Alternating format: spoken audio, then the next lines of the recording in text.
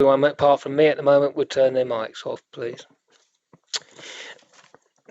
Are we up? Good evening, I am Councillor Clive English, the Chairman of the Planning Committee, and I am pleased to welcome you to this remote adjourned meeting of the committee.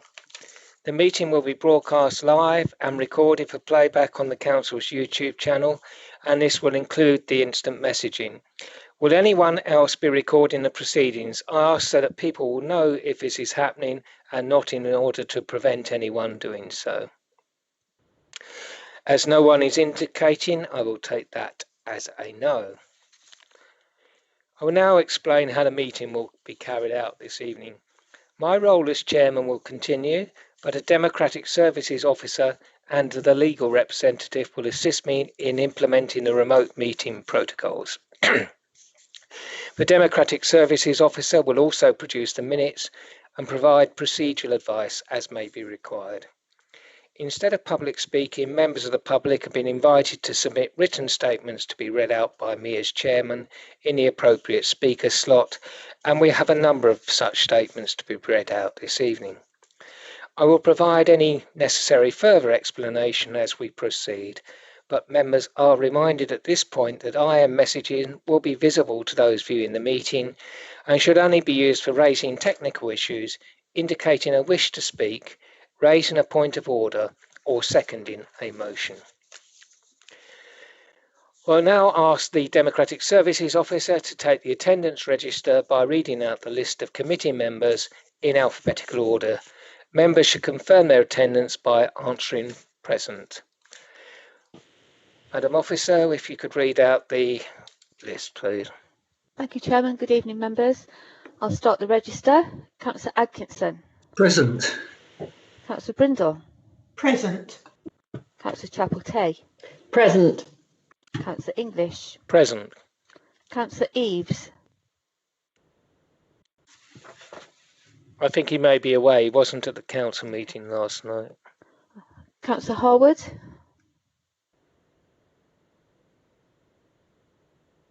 Councillor Kimantz. Present. Councillor Mumford. Present. Councillor Parfitt-Reid. Present. Councillor Powell, he has actually submitted his apologies this evening. Councillor Spooner.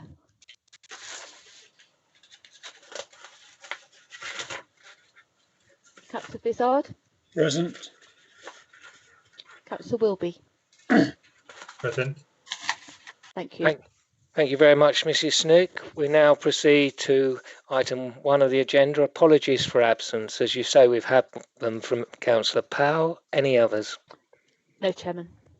Thank you very much. On to item 2, substitute members. Are there any substitute members this evening? I'm not aware of any, Chairman, but would you like me to read out the list of officers that are present before we go No, they're further? doing the substitutes now Okay, because sorry. in accordance with the briefing note. Then I will do the officers in attendance, please. Thank you, Chairman. This evening we have James Bailey, Development Manager, and I'm going to refer to the items on the original agenda because members will probably have kept their packs from last week. So, Mr. Bailey, items 21 and 28.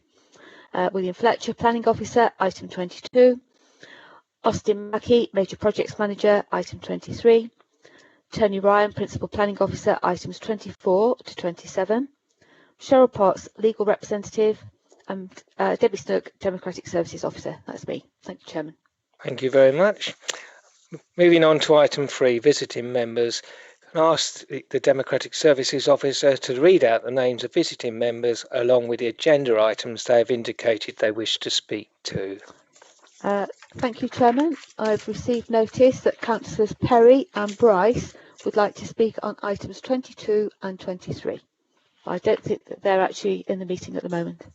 It would seem not. Councillor Bryce did say that she would not be able to join us at the start of the meeting.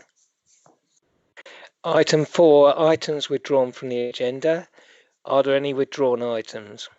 I'm not aware of any this evening, so I'll assume there are none. Item 5, which is wrongly labelled as item 6 here. Are there any urgent items? I intend to take the update reports in relation to item 22, together with any verbal updates as urgent items, as they contain further information relating to the applications that we will be considering this evening. Is that agreed, members? If I don't see any indications to the contrary, I shall assume that it is. That is agreed then. Item 6, disclosures by members and officers. Are there any disclosures? Members should only answer this question if you actually have any. Otherwise, I will assume there are none. Item 7, disclosures of lobbying. I will ask the Democratic Services Officer to ask members of the committee and any substitutes who may have arrived in alphabetical order if they have any disclosures of lobbying.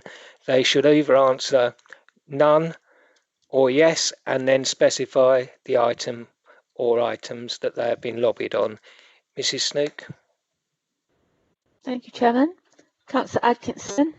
Yes, items 21, 23, 24, 25, 26 and 27. Thank you. Councillor Brindle. Yes, items 22, 23, 26 and 27. Thank you. Councillor Chapeltay. All items from 21 through to 27. Thank you. Councillor English. The same as Councillor Chapeltay. Has Councillor Eaves joined the meeting? Apparently not. No. Is Councillor Harwood with us yet? It would seem not. Councillor Kimmants, please, for lobbying. Yeah, items 21 through to 27, so all items. Thank you. Councillor Mumford. All items. 21 to 27. Items 21 to 27, yes. Thank you. Councillor Parfitt-Reid. All items 21 to 27. Thank you. Councillor Spooner. Do we have Councillor Spooner yet? Yes, I'm here. Can you hear me? Good. Oh, yes. good. Yeah. We're doing the lobbying now. Right. Okay. Yeah. 21. I've been lobbied items 21 to 27. Thank you. I didn't see you come in, Councillor Spooner. Did you have any disclosures at all? None. No. Okay. Thank you. Thank you.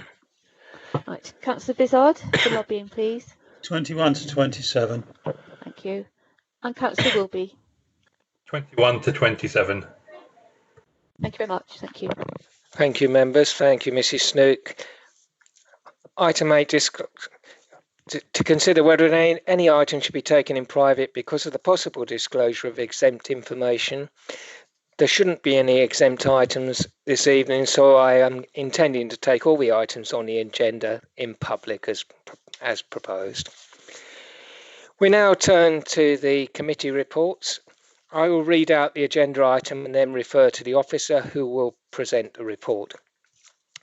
After the report has been introduced, I will call out the names of the people who have submitted written statements to be read at the appropriate slot, which will then be read by me as chairman.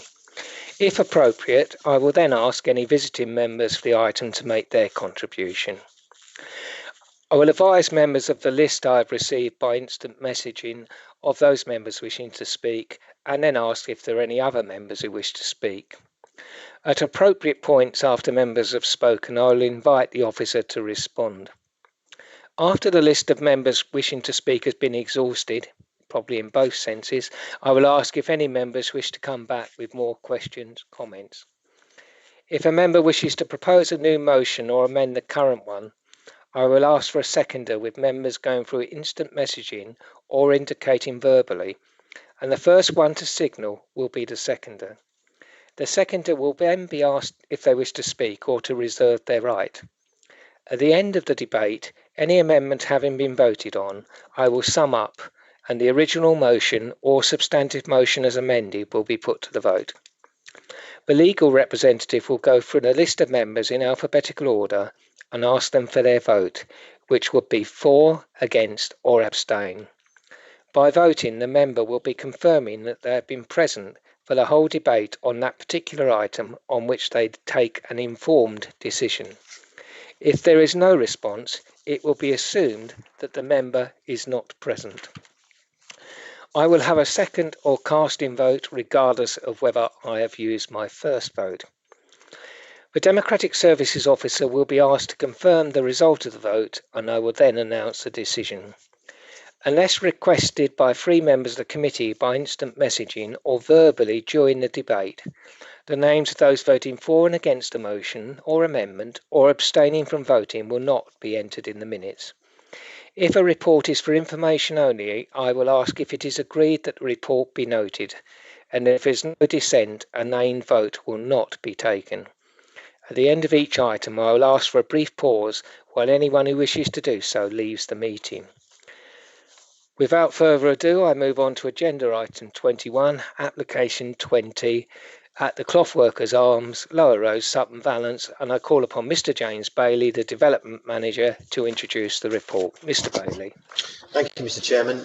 Just some matters to update the committee on. We've received an objection following publication of the report, and I'm just going to briefly sum up what that objection sets out. There is going to be a slight change to point 6.09 of the report, page 97, because obviously in there it says no issues raised on amenity. This letter does raise some of those. So this is a letter from Motto Cottage.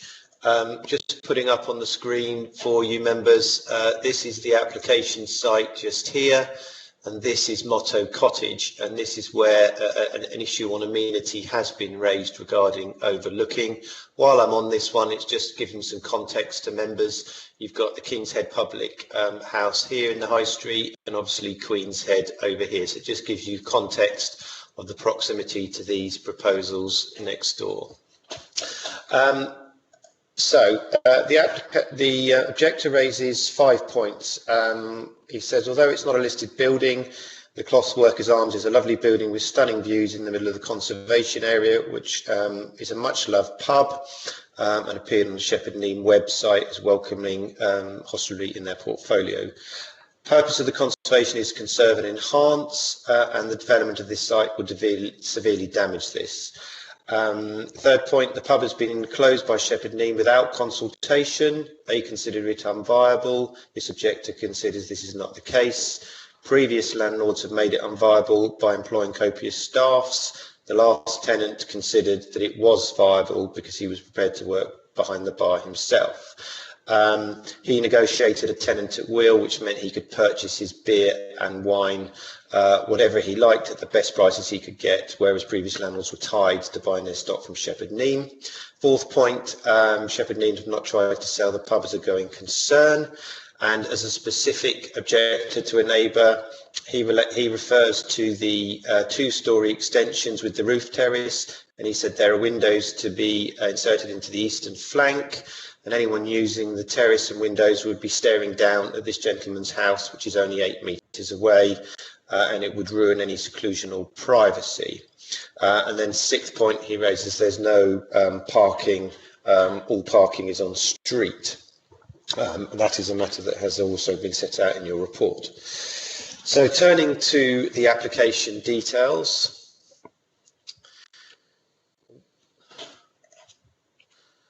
This is the application site, which is located on Lower Road, and I have referred you to the previous plan, which had the 2 public houses off to the northwest of the site.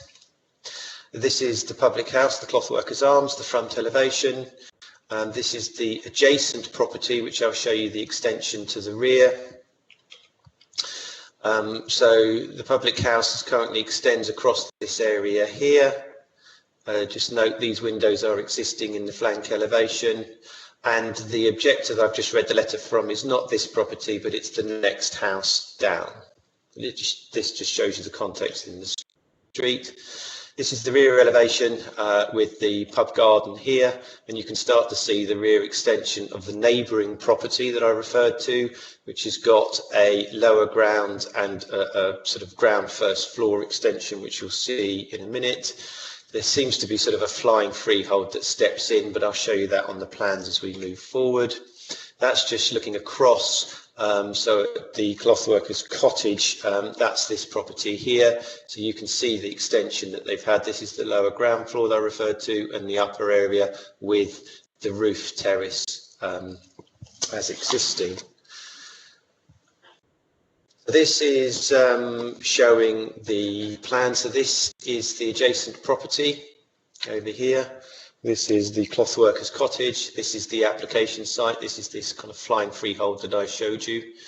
So this is the proposed extension to the rear. And these plans show the existing plans and elevations, and then we go into the proposed plans. I'm just going to take you to a different plan view that I can actually blow up a bit more. It makes it a bit easier for members to see. So just going through some of the plans. This is the lower ground floor plan area. Currently where it is the pub rear garden area, proposed for seating area, sitting area, and it goes into sort of a back area here, sort of a kitchen, and I'm presuming this is the cellar of the public house as existing. We then go into the ground floor plan. So effectively, if you go in this door, up these stairs here, you come up this area here, and this is the terraced area that's being referred to. And there is an addition, which is a glass addition, which you'll see on the elevation. Ground floor plans, this just annotates the boarding over the current window being opened up. And as we just shift across to here, then there's 4 bedrooms and bathroom here. Going to the elevations, no changes to the front elevation, apart from, as I say here, this boarding is to be removed and that window is to be repaired. And then looking at the elevations, this is the side elevation. You've got a passageway that leads down. You've got a split ground level changed from the back, from the front of the property to the back. This is the new extension here on the lower ground floor with the upper glass addition here. And you can see the neighbouring extension that you saw in the photographs, which is this shaded area here with its balcony area back here. Looking straight at the back elevation, you can see this is the lower ground floor extension, and this is what you may call the upper floor extension here with this flying freehold over here. This reference here is to prevent overlooking into the proposed new dwelling with 1.8 high screening in this area, and it's a bit clearer when you look at a plan form. Which, if you look into this area here, this is the screening that's proposed to prevent looking from this property, the Clothworkers Cottage, into the new dwelling. So you can just see that on plan form there. So I'll just come out of that and then join the presentation again. So this is the side elevation. And effectively, it just shows the Clothworkers Cottage extension in relation to the proposed extension here on the upper floor, which is shown by this area here. And likewise, this just shows the extension of the Clothworkers Cottage. And this proposed shows the refuse store on plans and elevations. So, set out in the report, the Clothworkers Arms lies within the settlement of Sutton Valence. Apologies. Which is defined as a larger village in the local plan. The site is located within the conservation area and within the Greensand Ridge landscape of local value. The garden area lies outside the settlement boundary and is defined as open countryside. As set out in the report, the proposals seek planning permission for the change of use of the public house to a dwelling, including a 2-storey rear extension. The determining issue, as set out in paragraph 6.02 of the report, is the principle of the change of use and the loss of the public house as a community facility. The key policy in this regard is policy DM17, which contains 3 key criteria to be met. Firstly, it requires firm evidence that the use is no longer viable and is unlikely to become so. Secondly, consideration must be given to the availability of comparable facilities and I refer members to the plan I've just showed you earlier. And thirdly, the distance to those alternative facilities and feasibility of the route being used. Again, I just refer members to the plan and the proximity that you can see in relation to this plan, where the site is here and the two public houses are here. So with regard to the first issue, the applicant has submitted a detailed viability report, and this has been independently assessed as set out in paragraphs 6 and 9 and 6.10 of your report. This assessment recognises that there has been considerable investment in the property and that there is a downturn in trade. However, it concludes that there has been a lack of marketing of the freehold of the building and therefore cannot conclude that the building is not viable. The applicant has confirmed that 56 weeks of marketing have been carried out in total, but this was not of the freehold but for tenants. Regarding the second and third issues of policy DM17, these are discussed in 6.14 of the report, and as I've referred to, there are two other public houses in the immediate vicinity in the High Street, as you can see on the plan in front of you. These have a greater range of facilities because they both have trade kitchens, restaurants and car parks, which the Clothworkers Arms does not have. They are within a short walking distance and considered clearly able to be used as alternatives. It is also important to know of the number of public houses within such close proximity to each other, particularly within a settlement of this nature, which is not a rural service centre or town centre. And this was a fact noted in the council's consultant who reviewed the viability appraisal, which is set out in 6.09 of your report, that maybe 3 public houses in this village was too much that the village could sustain. So in conclusion on this matter, the lack of marketing of the freehold weighs against granting consent. However, the availability of comparable facilities in the immediate vicinity, which are considered easily accessible, weighs in favour of granting consent. So this is a balanced case that members have to determine tonight.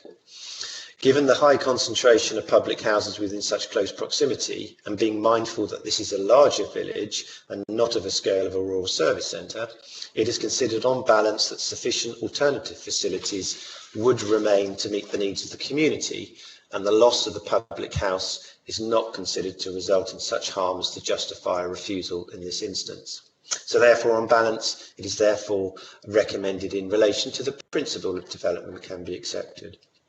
With regards to the other issues, the Conservation Officer is satisfied that the extension would be visually acceptable in its context within the conservation area, and there are not considered to be any significant residential amenity grounds for refusal.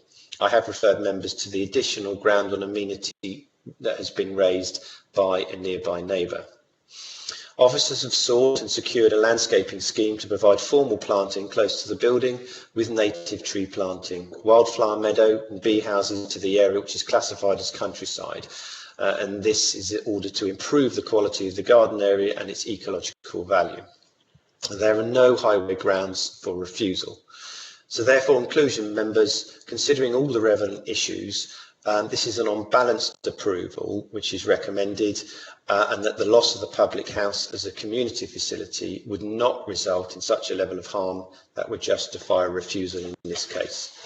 Thank you, Mr. Chairman. Thank you, Mr. Bailey.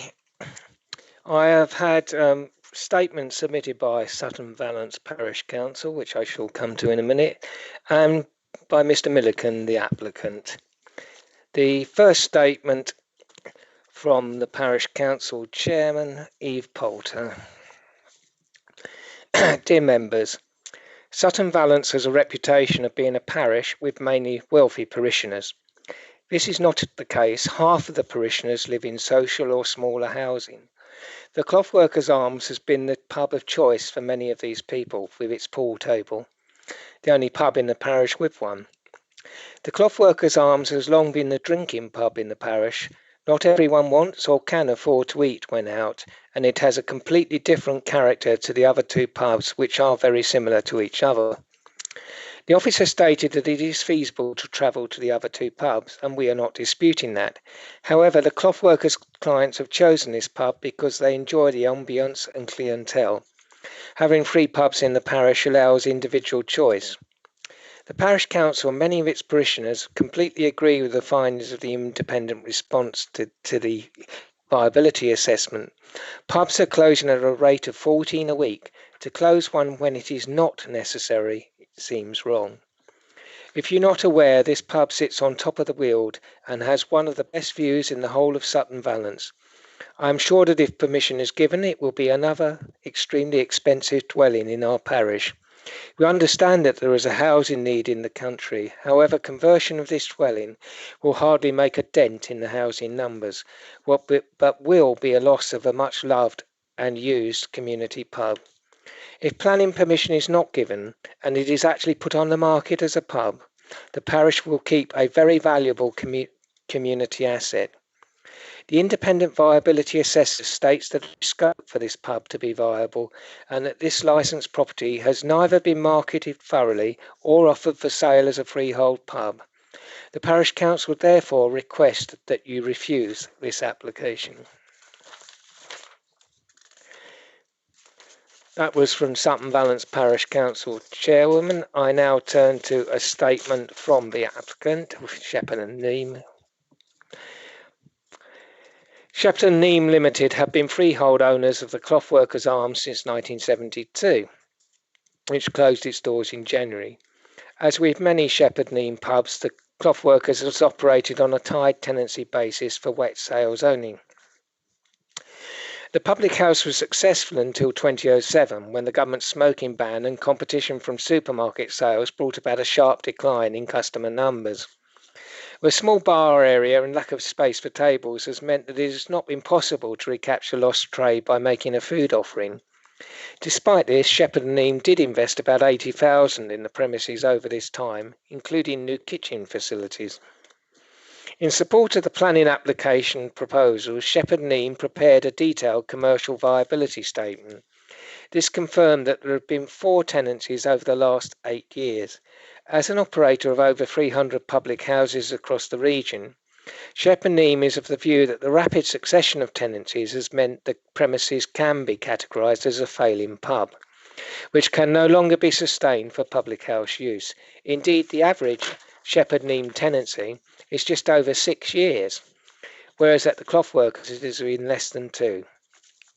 As part of the determination process, Shepherd Neame has, as requested by planning officers, paid for the preparation of an independent commercial viability assessment of its own viability figures for the public house, prepared by James Baker Surveyors. While this report supports Shepherd and Neame's findings in terms of viability, Shepherd Neame does not share the report's optimism that the public house might someday become a commercially viable proposition. If anything, the prospects of the public house becoming commercially viable now are much diminished post the COVID-19 crisis. Indeed, it will be genuinely difficult to market the freehold of the public house in current market circumstances for a realistic price. In the above regard, Shepherd Neame consider that the current proposals are strictly in accordance with adopted local plan policy DM17. Namely, it has prepared a robust commercially viable assessment which shows that the Clothworkers Arms has been a failing pub which is no longer commercially viable for Shepherd Neame or its tenants to operate. Despite the extensive marketing of the tenancy, Shepherd Neame did not seek to market the freehold of the property because this was not required under policy DM17 as a prerequisite to granting planning consent. It is also evident that Shepherd Neame's proposals comply with the second policy criteria set out in DM17, that there are 2 other pubs successfully operating in Sutton Valence where the Keen's Head, with its very extensive floor area and food offering, is very popular with local residents. In terms of the council's third policy criteria, the remaining public houses in the village are both within walking distance of the former pub and therefore provide reasonable alternatives to get a place to drink. On balance, Shepherd Neame consider that the conversion of the former Clothworkers Arms into a 4-bedroom family house would make a net positive contribution to the local community. Shepherd Neame would therefore respectfully request that members support its planning application proposals for residential use. Right. We have a list of members who have indicated. So if you give me just a second, I will attempt to see who is indicated. We haven't got a ward member here. The first one to indicate is Councillor Parfitt-Reed, followed by Councillor Mumford, Councillor Wilby, Councillor Chapel-Tay, and Councillor Atkinson. Right, Councillor Parfitt-Reed, if you'd like to kick off. Thank you, Mr. Chairman. I just want to make the observation that I think, it is a shame. This is a really unique little pub in a very unique little area. And I think it would be a loss to the community. It doesn't compare to the pub just up the road, which I have been in. I do feel reluctant to support this. My other concern is, and the picture that's up on our screens at the moment is slightly disingenuous, perhaps not deliberately, but that road is extremely narrow. I mean, I was literally there just before this meeting was taking place, and it is so narrow. And for a 4-bedroom house, the chances are there's going to be at least 2 additional cars, and I just wonder where they would park. So that's my observations. The other thing I just wanted to check, would the facade of the building at the front, would that remain exactly as it is? Mr. Bailey? Yes, Chairman, it would. Apart from where you can see this boarding here, as I said, they're proposing to remedy the damage to the windows, but the facade would remain as is. So the signage would remain the same, that's coming out of the sort of apex of the roof, that would stay, and the signage. I'm just confirming the signage. I can't see the signage on the plan. Bear with me.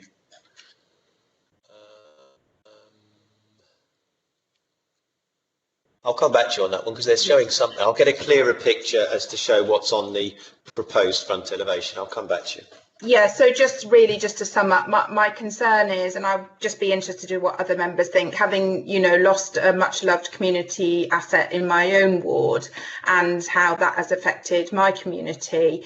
I wonder if, it would be the same here and whether residents feel the same. Thank you. Thank you very much, Councillor. Councillor Mumford, please. I don't like it when people start talking personally, but I tend to agree with Sutton Valence. This has a different type of clientele than the other 2 pubs. We could consider that it's too many pubs there, or possibly we could do away with one. But in my experience, I've lived here 68 years. And I've only been to one pub in Sutton Valence, and that would be the Cloth Workers' Arms. So I tend to agree with the parish council that it does have a different clientele. I notice that we have got 4 policies that resist the loss of local facilities. And one of those being SP15, and Sutton Valence is a larger village and could expect development on the next round of review. In fact, there are green sites within Sutton Valence. I've had a pub in our village that was unviable. They went for planning application, they got planning application, and then it was sold freehold, and it is now a pub again, and it's a very viable location. And that is what happens when you come away from one of the breweries or you get the freehold. Because the lack of marketing, I would like to consider the refusal based on the loss of a facility in the village, and we're talking about SP15. We should be resisting the loss of communal facilities, green spaces, etc. So that's, I'm not putting the proposal yet, but that's where I'd like to go with it. I don't see why not, but we'll come back to that. Councillor Wilby, please. Yes, thank you, Chairman. This takes me back a little bit. Obviously, I live in Tobble, and we used to have 3 pubs, and I remember the argument with the Rose being quite similar to this one, to be honest. And oddly, that was a Shepherd and Neame pub, and if anybody remembers the Rose pub in Tobble, it's a very Yes. idyllic, nice pub.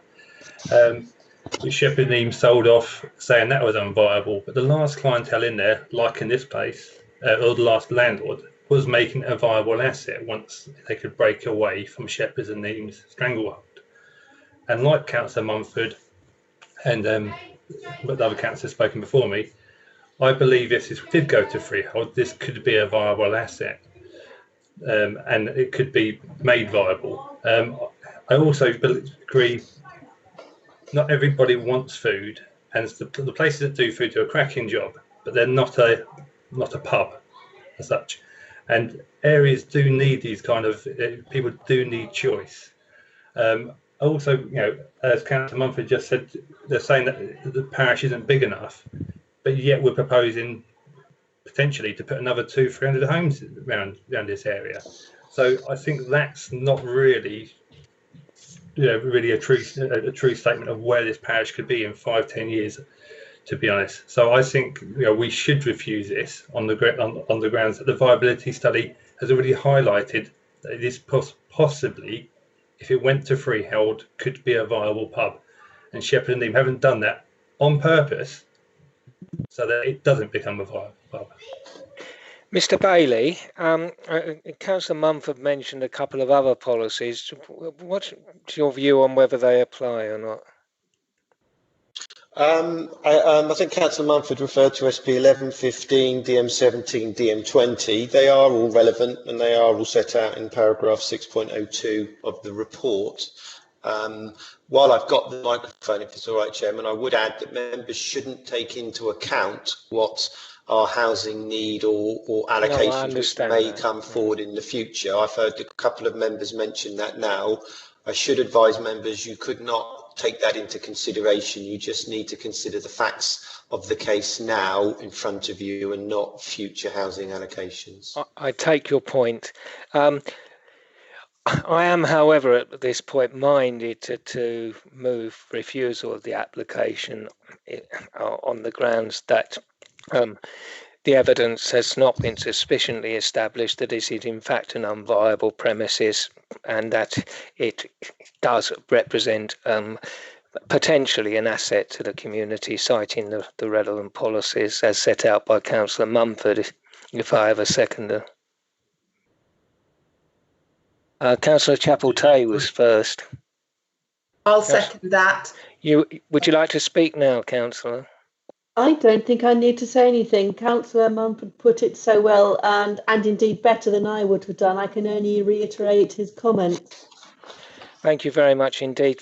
I will ask if Councillor Atkinson wishes to add anything, as he indicated quite early. Yeah, thank you, Chair. Yes, I mean, as a camera member, as I know, I don't think that's necessarily going to no, but be relevant. I'm just saying, it is very sad that 14 pubs a week are closing, and this one would be viable, I think. So I basically agree with the previous speakers. It should be refused. I'll say no more. Thank you. Thank you very much, Councillor Kimant. I think you'll get the last word. Thank you, Mr. Sorry, Chairman. Councillor Spooner is after you. Councillor Kimant. Okay. Yeah, no problem.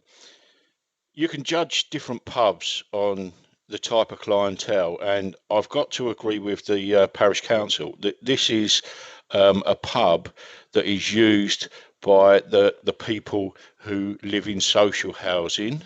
It is what I class as a proper pub. I've visited it many times because I play doubles in darts and on actually what they class as a Kent doubles board, which it's a bit like the Lincolnshire doubles board. Played there many times, and if you go into a pub and you see people wearing high-vis vests, they're having a drink on the way home from work, and it's a locals pub. And I can't see why they have tried to convince us that it is not a viable asset, because I have to disagree. Thank you very much. Can I take Councillor Spooner, and then I will take a couple of officers to round off the debate. Councillor Spooner. Thank you, Mr. Chairman. I'm always very sad to see a pub close, and from what's being said, I don't know this pub in particular, but that's a shock given how many you do know. I know, and I can't.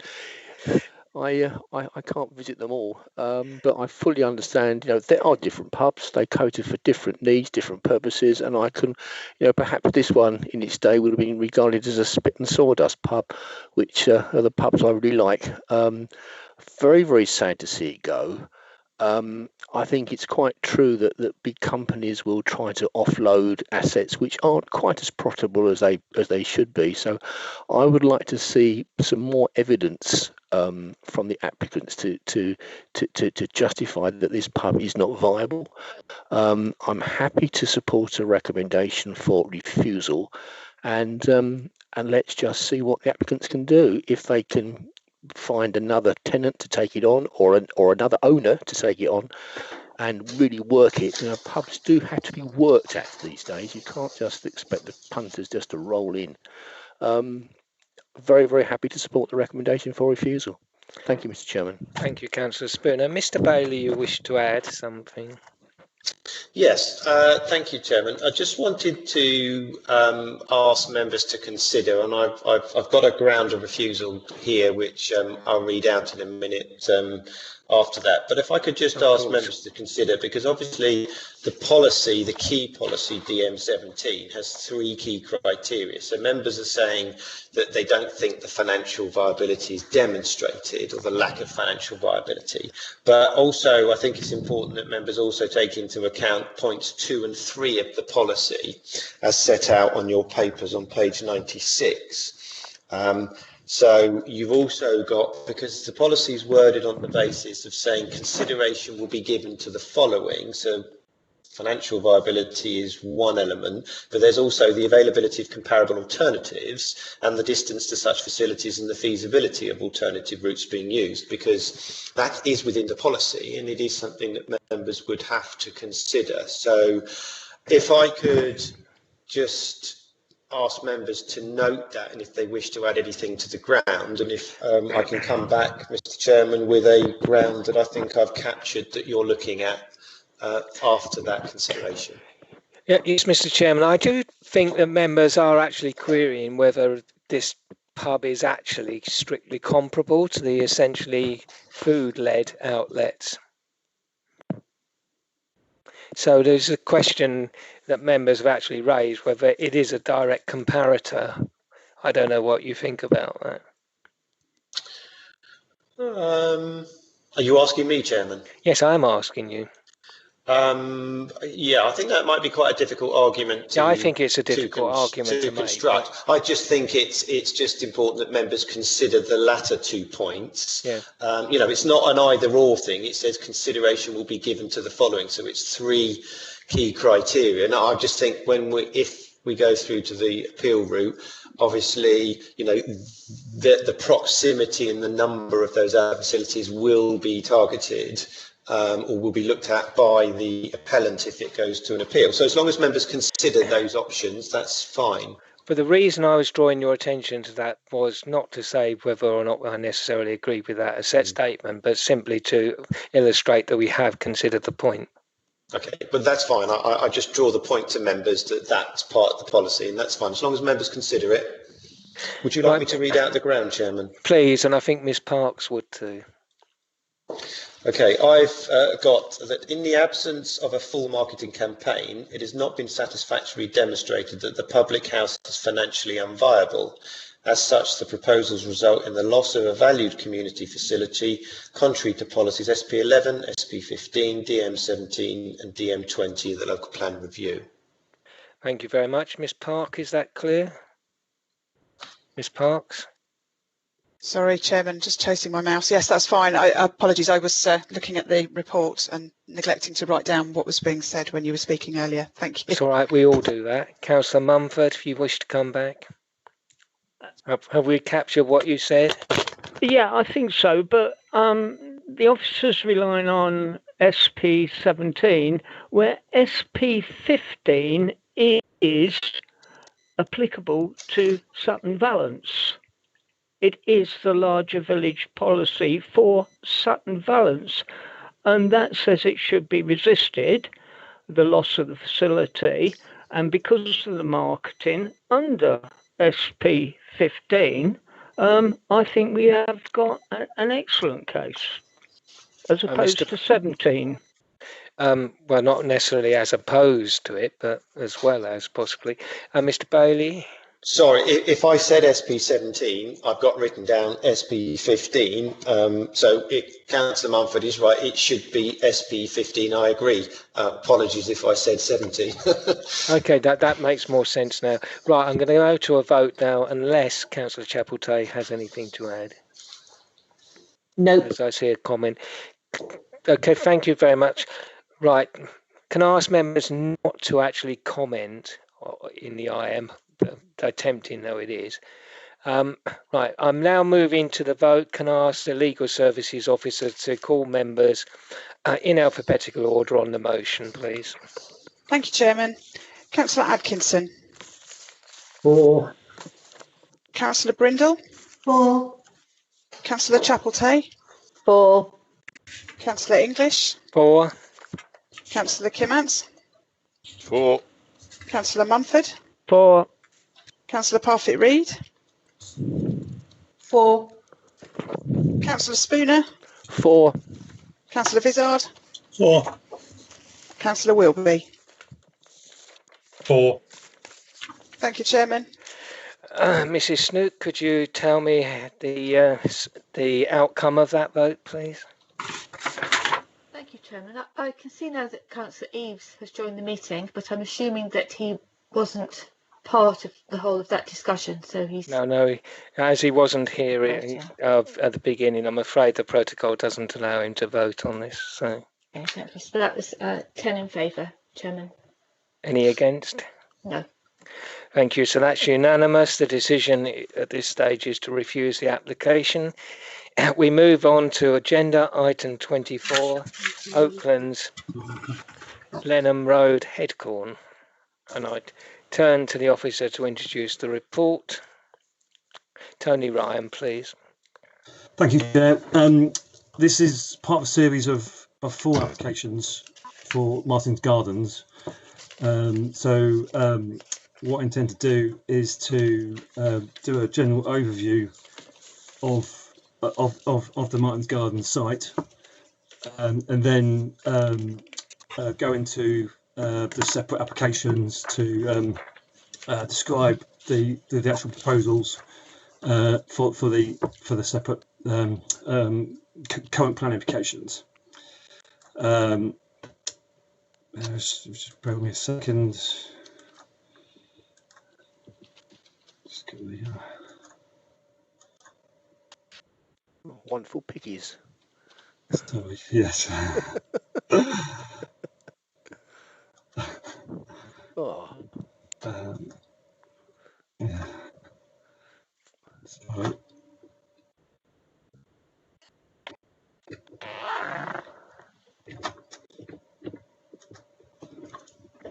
All right. Yeah. Members would have received a further email from Headcorn Parish Council this afternoon. As this email repeats Somewhere's comments in the officer report, I don't think it necessary to repeat these comments again. Yeah, so in terms of the overview of the Martin's Gardens site, it's a long-standing Gypsy and Traveller site. It was granted in 2009 on appeal, located around 2 kilometres to the northeast of Headcorn village. Tony, sorry, could I just interrupt? All people can see your notes, which is fine. I'm just letting you know that I've got your screen where I've got to see your notes. Yeah, okay. Sorry to interrupt. Sorry to interrupt, members. That's all right. I don't know how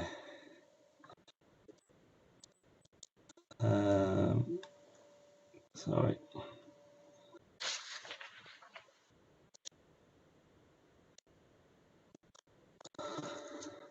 You're sharing both screens, I think, Tony, at the moment. Okay. Sorry.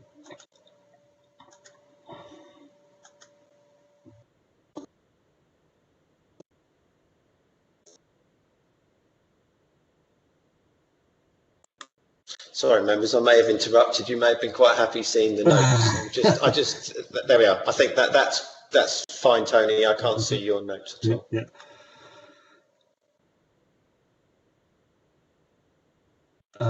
Sorry.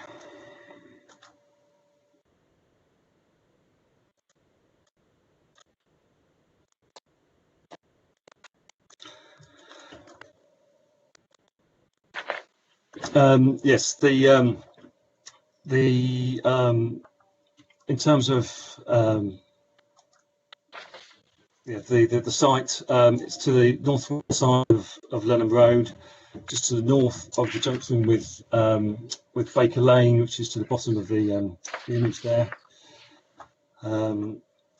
Just going a bit sort of closer in. The site consists of 6 adjoining Egyptian travel plots that are occupied by members of the same extended family. The current group of applications relate to 4 of the plots, which are plot 1, which is to the left-hand side, plot 3, which is here, plot 4, which is next to that, obviously, and then plot 6 at the opposite end of the site. There are no current applications for plot 2 or plot 5. This is due to the personal circumstances and medical issues surrounding the occupiers of those plots. As you can see from the image, the land is predominantly hard standing, with some trees retained in the corner of the site.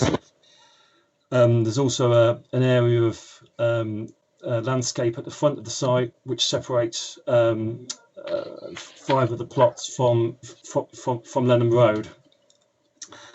Boundaries of the site are enclosed by timber fencing, which is approximately 2 metres high, with open fields surrounding the site. The first plot, Oaklands, which is on the left-hand side, has a separate access directly off Lenham Road, with the remaining 5 plots accessed by way of a separate shared access road, and that runs broadly parallel with Lenham Road. In terms of the policy background, the site is within the open countryside and within the low wheeled landscape of local value. The site is within the KCC mineral safeguarding area. This image shows with the green hatching, shows an area designated as ancient woodland. Parts of plot 1, which is Oaklands, and plot 2 here, which is 1B, include areas of ancient woodland.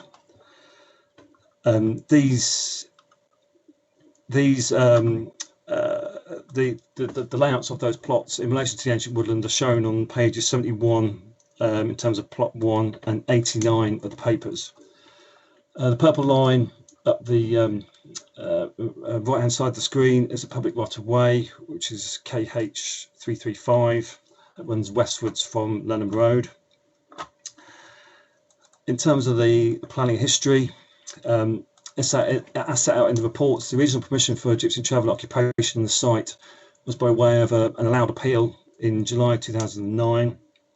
The decision granted planning permission for the change of use of the land from a mixed use of woodland and nil use to stationing and residential occupation of caravans.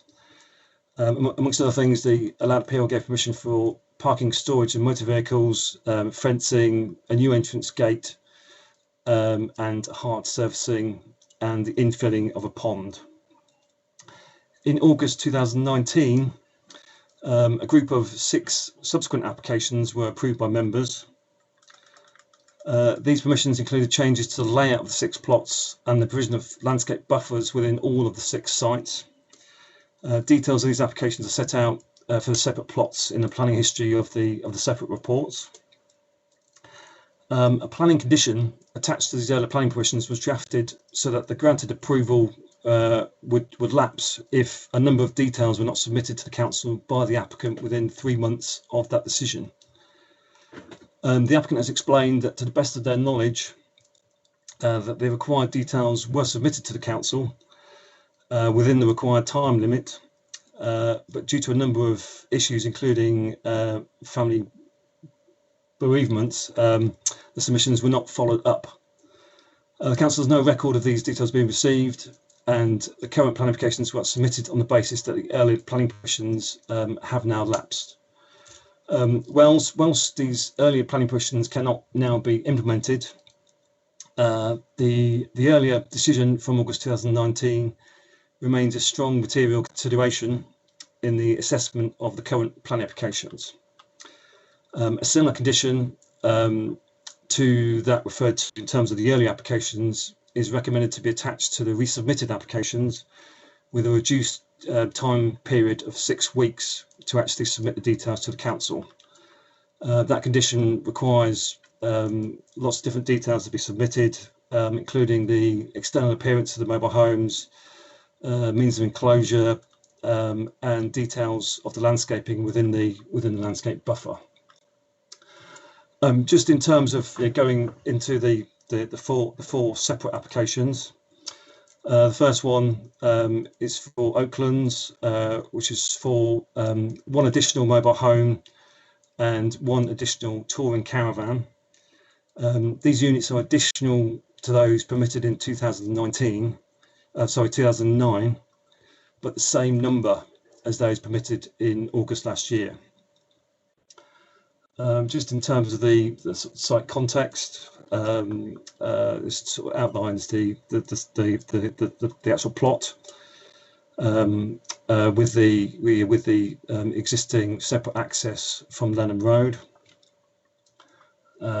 Just down here.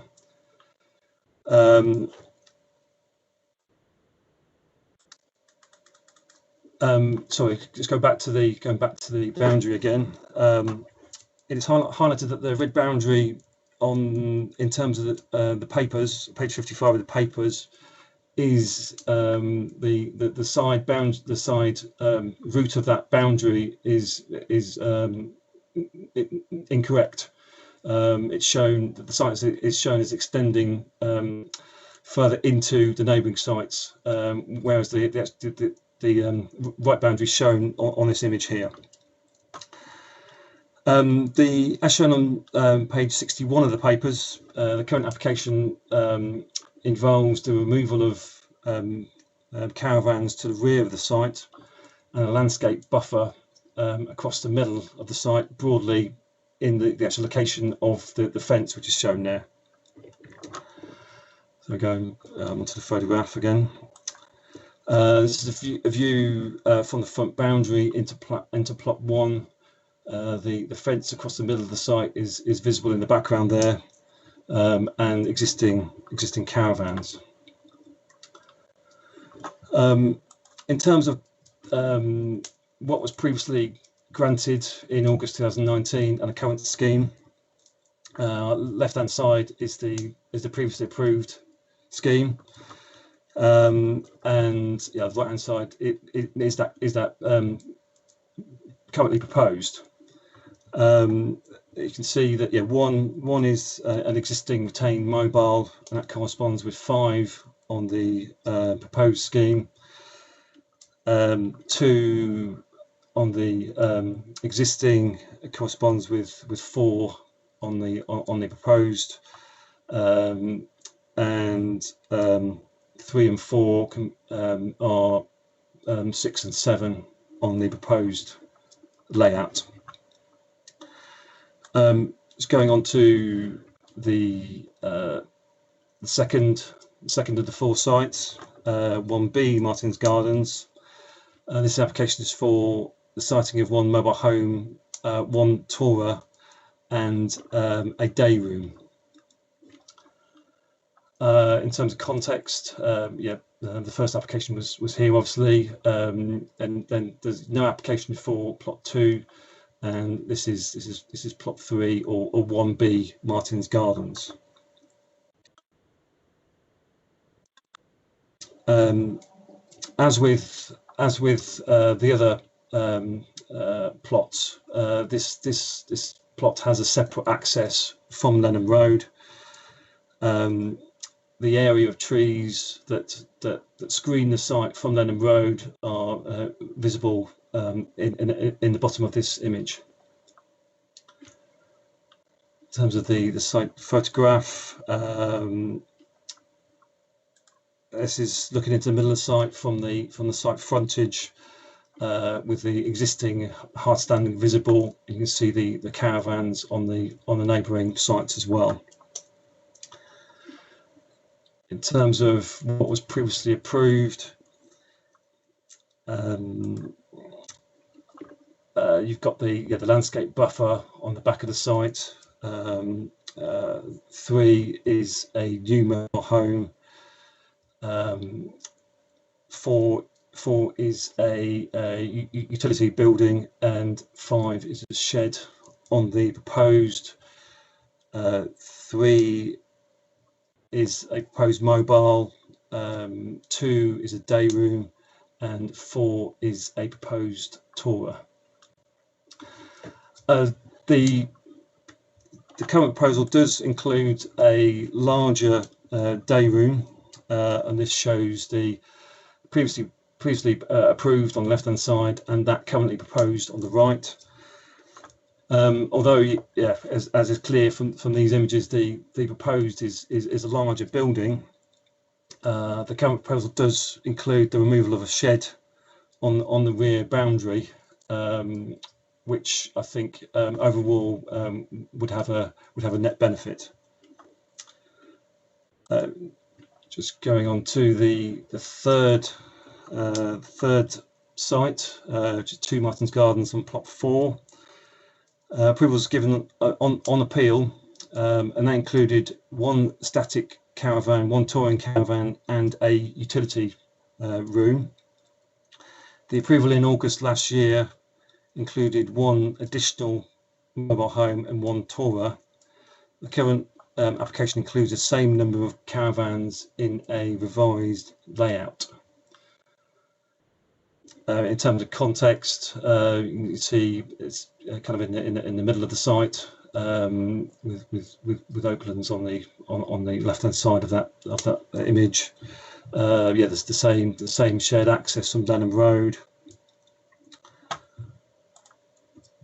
and the landscaping buffer along the bottom of the image. In terms of the view of the site at the moment, this is the internal layout, with the existing utility building on left hand side with the caravan behind, and when comparing it to what was previously approved, 2 is an existing mobile, 3 is a proposed additional mobile, 4 is a tourer, and 5 is a utility building. And then on the current proposal, 2 is an existing mobile, 3 and 4 are tourers, 5 is a mobile, and 6 is a utility room. And the fourth and final site, the site benefits from planning permission, again in terms of the appeal, for 1 static caravan, 1 touring caravan, and a utility room. The permission in August last year was for 1 additional mobile home and 1 additional touring caravan, and that is what is currently proposed in terms of the current application as well. In terms of context, the opposite end of the sort of Martin Gardens site, with the access road again. This site is next to public right of way, which runs along the side of the site. In terms of the view of the internal appearance of the site, this shows a mobile in the centre of the site, with sort of trees on the neighbouring open space visible on the right hand side. In terms of the previously proposed, three on the previous approval and 5 on the current proposed layout are the same building. You can see that the landscape buffer has been pushed back into the site. One is a shed that's going to be removed, but it's the same number of caravans on the site, just in a different layout.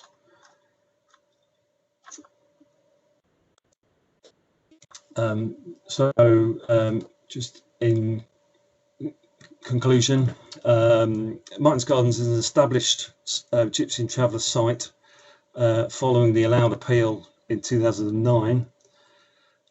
The additional caravans that are currently proposed were found to be acceptable by officers and members in August last year, subject to the provision of new landscaping.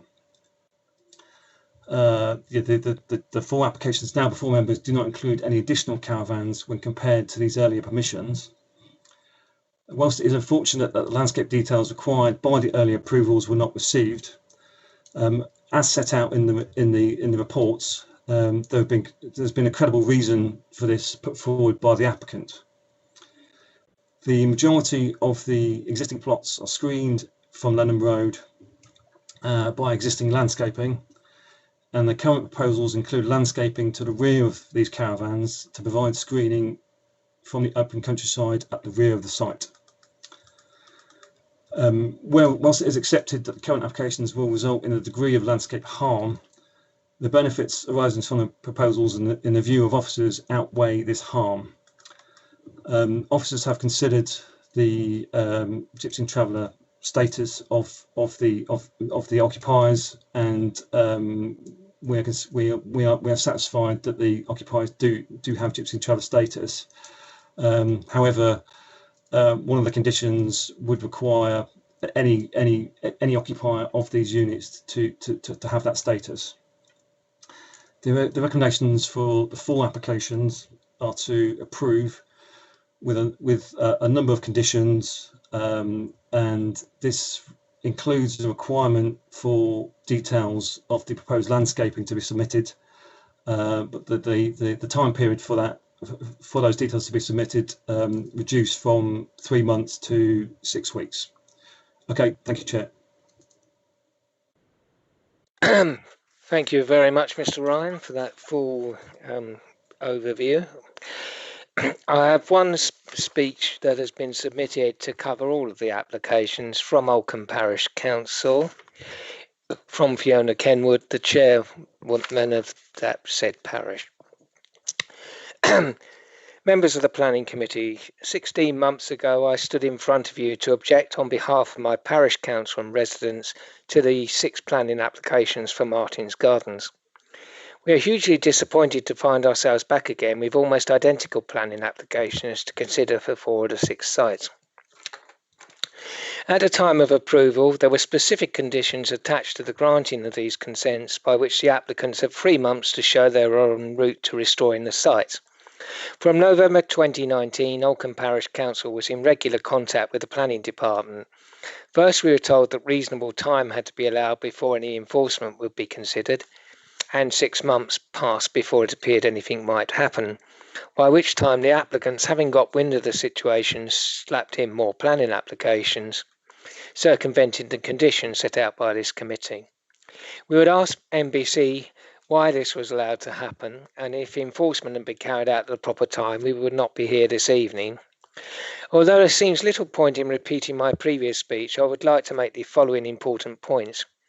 The cumulative effect of these developments has had a catastrophic effect on the local environment, has damaged ancient woodlands, has led to filling in species-rich ponds in an area that is designated as a landscape of local value. You just need to look at the aerial photographs to see how the land has been affected. Look at the huge number of authorised and unauthorised sites in the vicinity of Lenham Road. The collective presence of these mobile home sites erodes the visual amenity and rural character of the area, as well as placing a strain on the social cohesion of the neighbourhood. Neighbouring properties are subject to light pollution, excess noise and intimidation. The site at Martin's Gardens is right on the Lenham Road and is highly visible not only from the road but also from the footpaths that run across the land. The visual aspect of this site is appalling. There is no question of high quality design which contributes to the downgrading of the heritage and history of this valued landscape. This is in a local landscape area which should be protected and enhanced by our local authority, and therefore the Parish Council would urge the committee members to take a stand and refuse these applications. That was from Oldcombe Parish Council. I have had 3 members wishing to speak. Councillor Wilby, Councillor Mumford and Councillor Chapel-Tay. Before calling them, I would observe that this council, this planning committee must set aside issues that do not relate directly to this planning application, and the issue of whether or not an application should have been enforced is not to be taken into account in the determination of a planning application. Councillor Wilby. Thank you, Chairman. Are we speaking on these? Just question first. Yeah, I am intending, sorry, I should have said, to take debate on them together, but obviously to vote separately, unless members have a specific point that only relates to one particular application, because they are so intimately linked. Okay. Councillor Wilby. Thank you, Chairman. Yeah, obviously I think we're all disappointed that this is back again, but again we are where we are. My main objection really is the first application at Oakwoods, where I think if Councillor Harwood was probably here, we had quite a huge debate about the damage that had been done to the ancient woodland to the rear, and the reason why we needed the increased planting down the side of the application and the closing off of the entrance onto actual Lenham Road. That's an unauthorised entrance that doesn't have planning permission. I don't think enough has been made about that in this report, to tell you the truth. And this is the only site, to tell you the truth, I think actually, to tell you the truth, we do have a ground to actually refuse planning on because of those changes as such to actually go with it. I couldn't really find in the report, because I do apologise. My wife did recycle my papers, so I am reading off the screen, and I was just wondering about the officer could actually give me any feedback if KCC have actually commented on the access, because obviously in the original application that was going to be blocked off. Right, I'll take 1 or 2 more points, then I'll ask the officers to come back. Councillor Mumford. My one is a point of clarity. So I would like the officer, I've got bits of paper around me everywhere at the moment because we're dealing with all 4. Could he slowly, with his pointer, describe the buffer zones that are going to be reinstated? If he starts on the left hand side of the screen with the first site, if he can go round slowly and show me where the buffer zones are, because at the moment I'm a bit lost.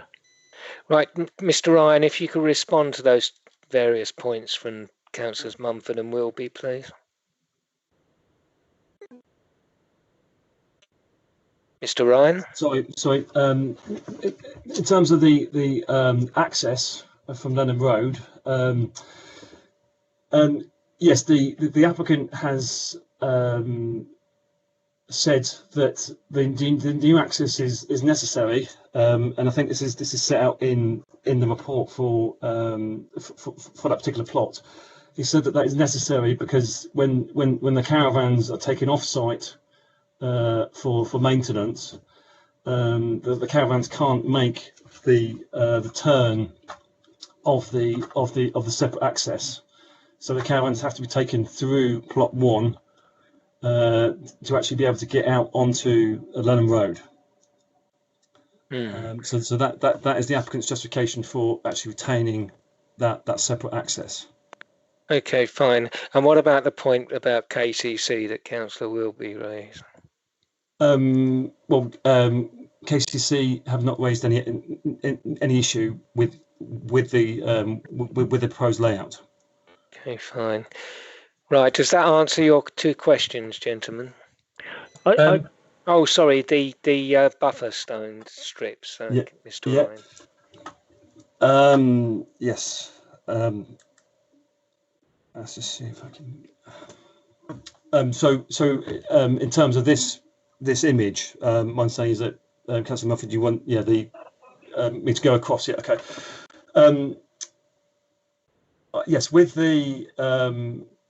Oaklands, it's fairly obvious. It's the fence line across the middle of the site, and that goes all the way back to the ancient woodland to the west, or on that to the north.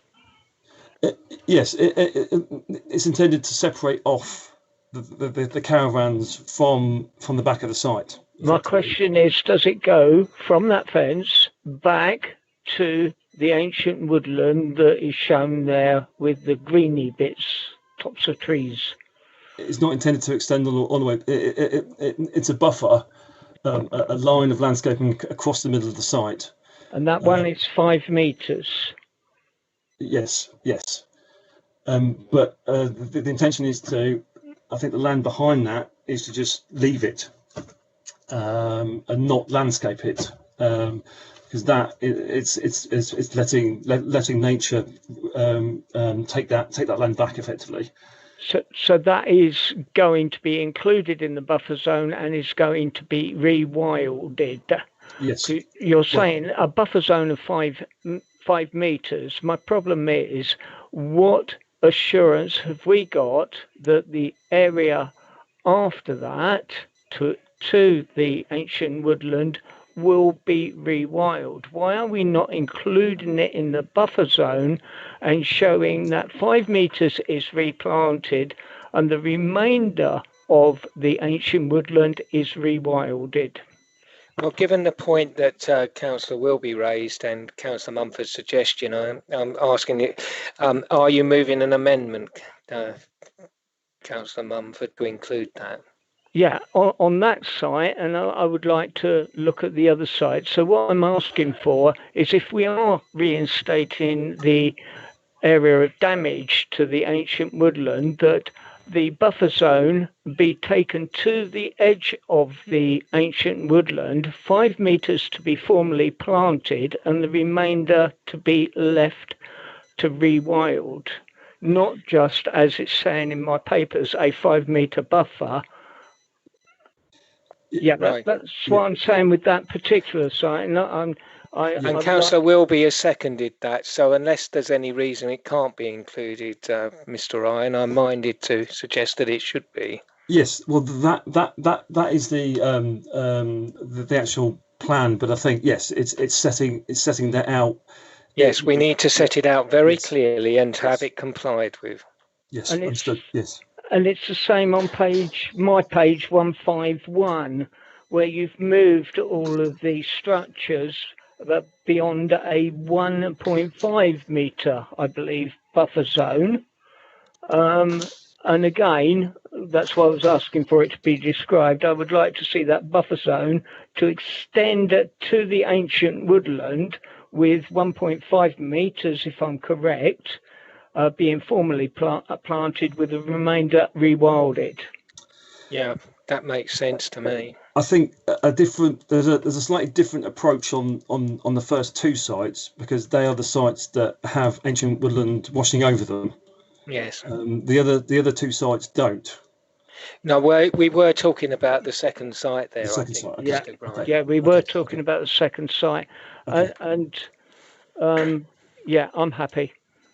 Chairman, I think that, sorry to interrupt, James Bailey. Yes, I think page 163, condition 4.1, I think what you are seeking is just a sort of a rewording of the last kind of 4 lines of that condition, which effectively says what you're effectively saying is that the whole part of that site, effectively from the fence, 5 metres is to be landscaped in a buffer area, and the resulting material removed outside of that 5 metres, the resulting material, I presume you're asking, is to be just scraped off the site and that area left to be rewilded, because there should be some ancient woodland soils left underneath that hardcore area. That's kind of what I envisage you're trying to seek to achieve, Councillor Mumford, and I think that can be we're trying achieved. to give it at least a chance to regenerate. Yeah, I do think it's important that we add in there that we get the removal of that sort of Type 1 hardcore area from the rear part of that site to give it a fighting chance. That's fine. I assume that's all right with you, Councillor Mumford and Councillor Wilby, to reword that appropriately on both those first 2 sites? Yes. Councillor Wilby? Yes. However, you did say, well, I'm happy with about the access issues, and I'll be honest, I'm not, because I'm looking at this aerial photograph and I can't see the difference in the bend radius for actually getting a vehicle out of either of them. And the first one, if you could do a Google road view, actually destroys the setting of that country lane. It's like a mentioned entrance as such. And we had quite a big debate in that. And I think actually Justice James Bailey made a big point about that entrance not being fit for that area of the landscape. So I am quite concerned. And if the other entrance isn't good enough to get vehicles in and out of, then why aren't we saying that should be increased and that one should be shut off? I don't see why the need for 2 accesses into this site.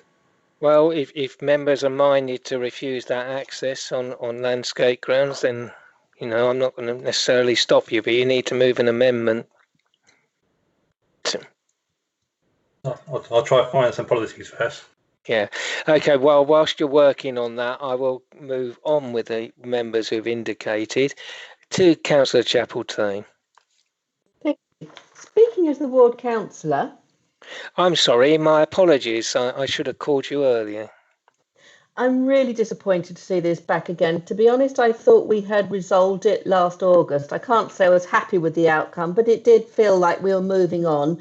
And I was looking forward to at least seeing the site development scheme put in place. Really messy planning history here. There's a long history of planning applications, sadly too many of them retrospective. There's a long history of issued enforcement notices, many of which we have sadly failed to see through. And in the meantime, we've watched the gradual destruction of some ancient woodlands, the filling in of ponds, the effect of wildlife, and, as several people have already pointed out, incredibly intrusive entrance gates that are wholly out of place in that rural environment. I accept that everyone needs somewhere to live, but why does it have to be in the middle of the open countryside? We should be preserving this woodland and countryside for future generations, not covering it with tarmac. But I guess what concerns me most is that when we last granted the permissions here in August 2019, was it? Yeah, 2019 it was, wasn't it? We did have the condition that there should be a site development scheme, and that was going to enable the phased regeneration and indeed a natural rehabilitation of the site, which has clearly not happened. And I do fear that by granting this permission, as it is, we simply allow the applicants to delay any regeneration. So I guess one of my questions to the officers is how do we propose that this time the SDS actually happens? I would like to see this refused on the grounds of the fact that it's not of a high quality design, that's in the landscape of local value.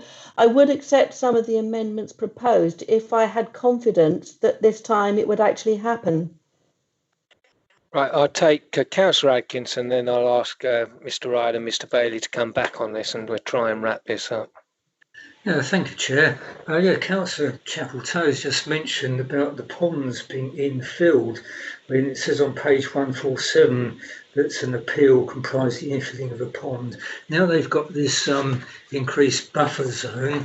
Would it be possible under condition 4 to include the reinstatement of at least one pond? and as part of the biodiversity, and also on the biodiversity, I think we need to be a bit more specific as to what we're asking for. And also the trees should be excluding sycamores, the usual thing.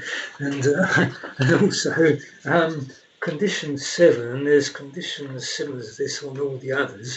It says no bonfires. Well, personally, I think that's a bit unreasonable because, I mean, even if you have your own garden, you create stuff which you need to set fire to. Once in a while, I do think those conditions are slightly unreasonable and should be reconsidered. But the main point I'm making is the infilling of the pond. Could it be reinstated? Thank you. I did see Mrs. Brindle, Councillor Brindle had indicated down the bottom. Did you want to come in before I bring the officers back, Councillor? Yes, I just wanted to, I was going to ask, and it's been answered about the hard standing that is on plot 1. Okay. The fact that needed to be perhaps scraped off as has been agreed. And I was also agreeing that we need to try and reinstate the pond. Thank you. Thank you, Councillor. Right, Mr. Ryan and Mr. Bailey, can we try and see where we're going with this? Mr. Ryan or Mr. Bailey, do you have any response to the comments that have been made about the access and the other issues? I'll let Mr. Ryan go first on that one, and then I'll come in after. Thank you. I think, yeah, with the biodiversity points about the ponds and the sycamores, I think they can be actually incorporated into condition 4, and getting the applicant to actually look at those. There are sort of various ponds on the site at the moment. There's one in the landscape at the front of the site, and visible in the area we photographed there in the retained area of ancient woodland at the actual back of the site. So yes, we can actually be a bit more specific in the condition about biodiversity enhancements. Okay, and do we need to be more specific about actually how the regeneration is achieved, as Councillor Chapeltay said? Or do we need to strengthen that? Is this in terms of making sure that those details are submitted? Well, yes, I think that was the point. Yeah. In terms that we haven't we've slightly departed from the original approach, which I think was a development management plan. Well, I think it's the same. It's the same condition. It's just, I think, as has been said, it's just getting those details submitted. The applicant, as set out in the papers, the applicant did say that they thought they had submitted the sort of details. So the details should actually be available.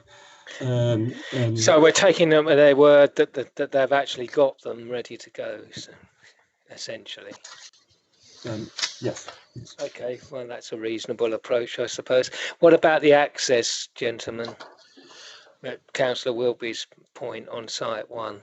I mean, I think, just if you don't mind, I kind of do accept, having driven down past this site on numerous occasions, that, the previous scheme, as you can see on your papers, did try to mitigate that and screen that off. And that was a much more preferable position. I suppose my only slight concern on this basis is the length of time that access has been there as part of operational works. That is a concern. I mean, obviously, if members weren't finding that access acceptable, then they would be duty bound to refuse the application due to the harm to the landscape character. That might have some degree of merit, but the issue that we then have to consider is whether that access is actually immune from enforcement action on that point, which is a matter that we would have to consider. I can't conclude at this current time that it is definitely immune from enforcement. I think the applicant has inferred that in correspondence I've seen, but I can't confirm to members now, because obviously if you were to refuse it on that on that basis, and then obviously what comes from that on the basis is that potentially we have to look at potential enforcement, and that's obviously not a consideration for members tonight. But then if it's immune from enforcement, we couldn't take that action. Well, there isn't much point refusing it if it's something that could already been done.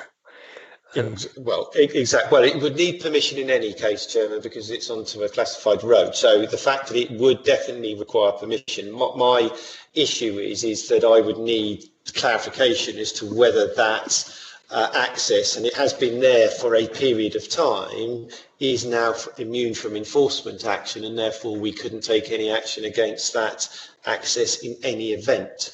So I think where I'm at, in terms of a recommendation going forward, that if that does come forward as a motion to refuse on the basis of the access, I think as I would have to advise members that I think I'd need to go away and ascertain whether that access is actually lawful, i.e. immune from enforcement or not, and that will have a bearing as to whether members take that decision going forward.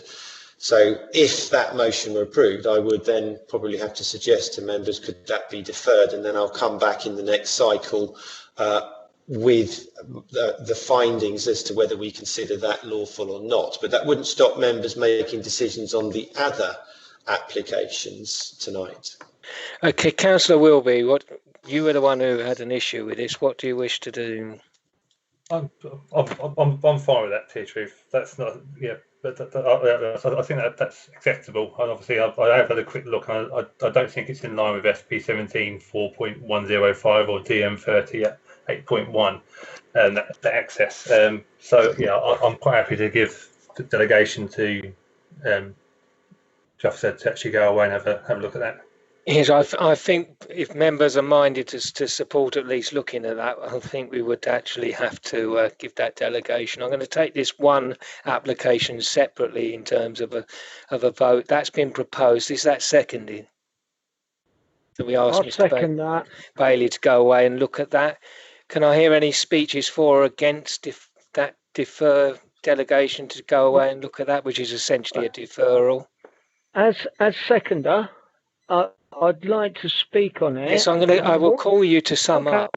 But I want to know if there's anyone else wishing to speak on this motion amendment. No, in that case, Councillor Mumford. If my recollection is correct, when we looked at these in 2019, the applicant himself had said that entrance would be closed off. He did, yeah. Yes, and so therefore it's reappeared, and so I think we have good grounds to our permission in 2019 excluded that, and so we're not tied to that, and they should be, because the application was without it. So I think that's grounds to at least look at it. Anyone else wanting to speak on this? In that case, I'm going to proceed to a vote on deferral of this one application for Mr. Bailey to go away and examine this particular issue. Can I have the legal officer take the vote on that? Thank you, Chairman. Can I just check that that's the amendment now that we're voting on? Yes, the amendment to defer consideration of this one first application. Councillor Atkinson. 4. Councillor Brindle. 4. Councillor Chapel-Tay. 4. Councillor English. 4. Councillor Eaves. 4. Councillor Kimmants. 4. Councillor Mumford. 4. Councillor Parfitt-Reid. 4. Councillor Spooner. 4. Councillor Vizard. 4. Councillor Wilby. 4. Thank you, Chairman. Thank you. Now I'm going to go back to the other applications. Chairman, that's carried, 11 in favour, none against. Do you want to do the substantive motion? I'm going to. I'm just going to check whether there are no other amendments first. No, in that case, we will move to the substantive motion. Members, the substantive now is to defer that motion for investigation of the status of the access. Those in favour, please. Miss Peake, if you could take the vote. Thank you, Chairman. Councillor Atkinson. 4. Councillor Brindle. 4. Councillor Chapel-Tay. 4. Councillor English. 4. Councillor Eaves. 4. Councillor Kimmants. 4. Councillor Mumford. 4. Councillor Parfitt-Reid. 4. Councillor Spooner. 4. Councillor Vizard. 4. And Councillor Wilby. 4. Thank you, Chairman. That motion is passed, therefore that particular application is deferred. I will now move on to the next application. Is everyone clear about what amendments have been proposed and haven't been proposed in relation to the second application? No, can you summarise, please? Mr. Bailey, would you mind, or Mr. Ryan, would you mind summarising your understanding of where you think we are, and I'll amend it if it's different to mine. My understanding is that the fourth condition on each application is expanded to be more specific on the requirements for biodiversity, no sycamores, and looking at the possibility of providing a pond within those buffer areas, and also the removal of the hard standing behind the landscaped areas. Right, that was my recollection too. Councillors Wilby and Mumford, have you anything else that's missing from that? Happy. Right, in that case, I'm going to... Chair, I did actually mention, in respect to the other one, I was wondering about the no bonfires condition. Is that a bit unreasonable? What do we think? Does seem a bit harsh, but I assume it was put in for a reason, though. Mr. Ryan, what was the reason for that? I think it's as per the earlier approval, and it is a fairly standard requirement for similar applications.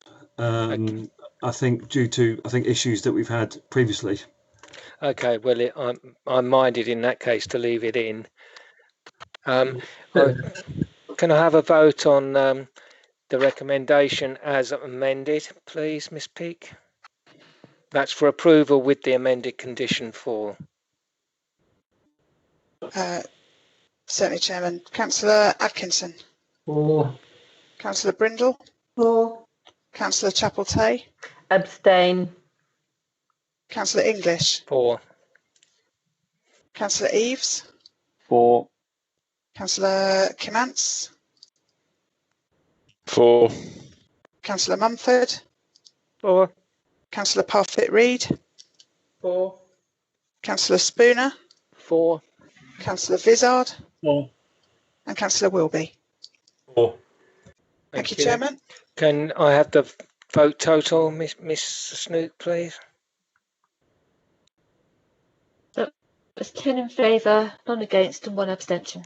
Thank you. So that motion is passed and the application granted. We move on to the third part of this site. Can I just check that the amendment is the same? Members? Yes. Okay, in that case, I'll put the recommendation as amended to members. Miss Peake, please. If you could take the vote. Thank you, Chairman. Councillor Atkinson. 4. Councillor Brindle. 4. Councillor Chapel-Tay. Abstain. Councillor English. 4. Councillor Eaves. 4. Councillor Kimmants. 4. Councillor Mumford. 4. Councillor Parfitt-Reid. 4. Councillor Spooner. 4. Councillor Vizard. 4. And Councillor Wilby. 4. Thank you, Thank Chairman. you very much. And the vote total, please. Thank you, Chairman. 10 for, none against and 1 abstention. Thank you. And the final application in this set, the same amendment, I believe. I just stand to be corrected. No, in that case it is. I'll put that to the vote. Miss Peake, please. Thank you, Chairman. Councillor Atkinson. 4. Councillor Brindle, For. Councillor Chapel-Tay, Abstain. Councillor English, 4, Councillor Eaves, 4, Councillor Kimmants, 4, Councillor Mumford, 4, Councillor Parfitt-Reed, 4. Councillor Spooner, 4. Councillor Vizard, 4. and Councillor Wilby. 4. Thank you, very Chairman. much. Can I have the vote total, please, Mrs. Snook? Thank you, Chairman. That's 10 in favour, none against, and 1 abstention. Thank you very much indeed. So that is passed. There will now be a 15-minute break to 5 to 8. So all go and have a cup of tea. Thank you. Thank you, Mr. Chairman.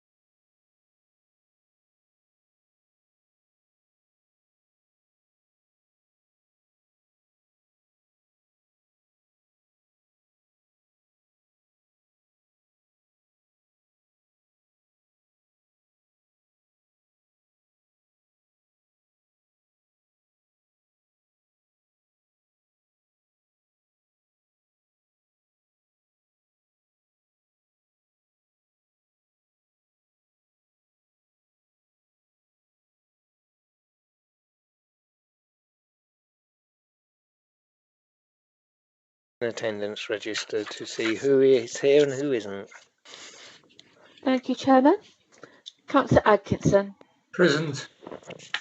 Councillor Brindle. Present. Councillor Chapel-Tay. Councillor Chapel-Tay. Should we come back in a minute for that one? Councillor Hopefully. English. Present. Councillor Eaves. Present. Can I just double check, as a late arrival, did you have any disclosures of interest or lobbying? No disclosures, no known lobbying. Okay, thank you. Councillor Harwood, are you with us yet? I don't think he will be at this I rate. think he was trying to be on his way, but not here just yet. Councillor Kimantz? Yes, present. Councillor Mumford? Present. Thank you. Councillor Parfitt-Reid? Present. Councillor Spooner? Present.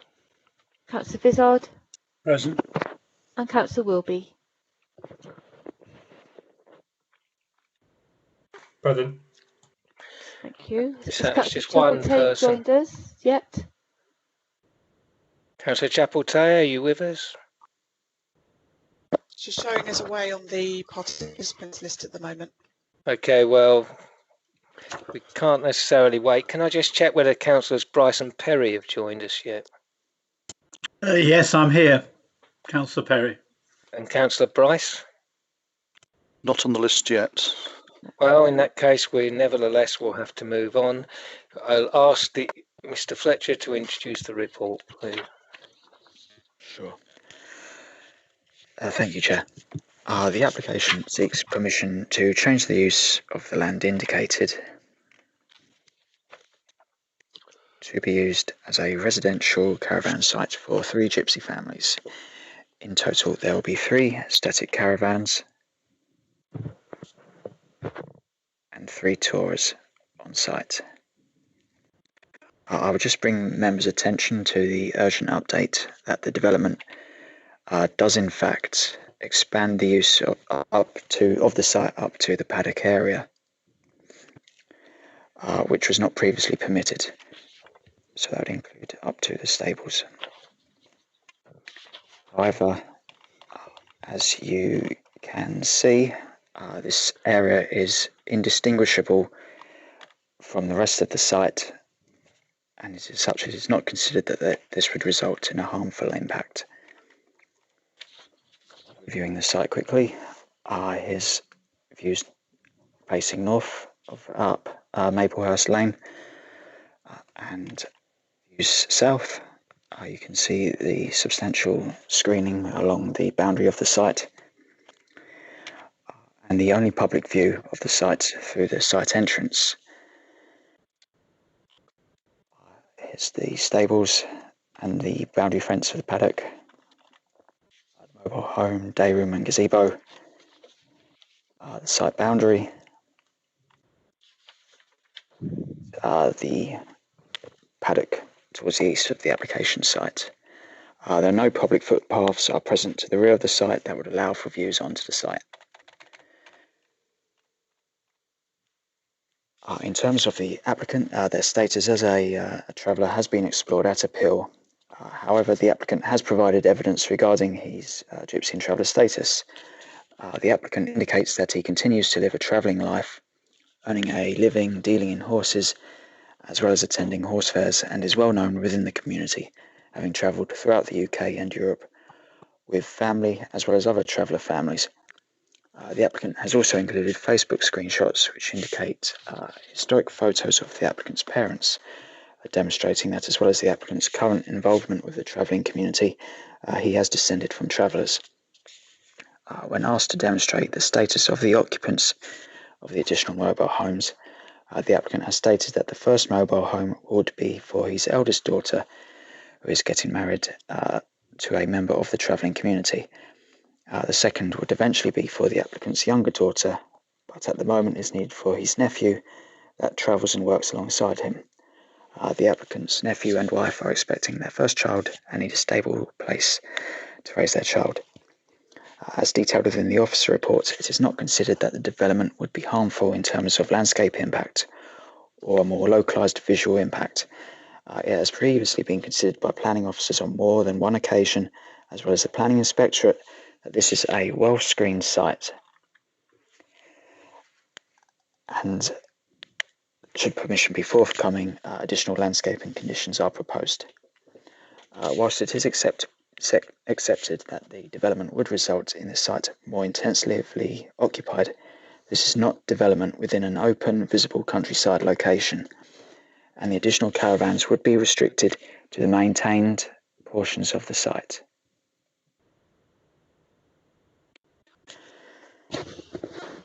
There is no demarcation of the area between the permitted site and the paddock. The technical matter of incorporating this into the existing site is not going to have any impact in itself.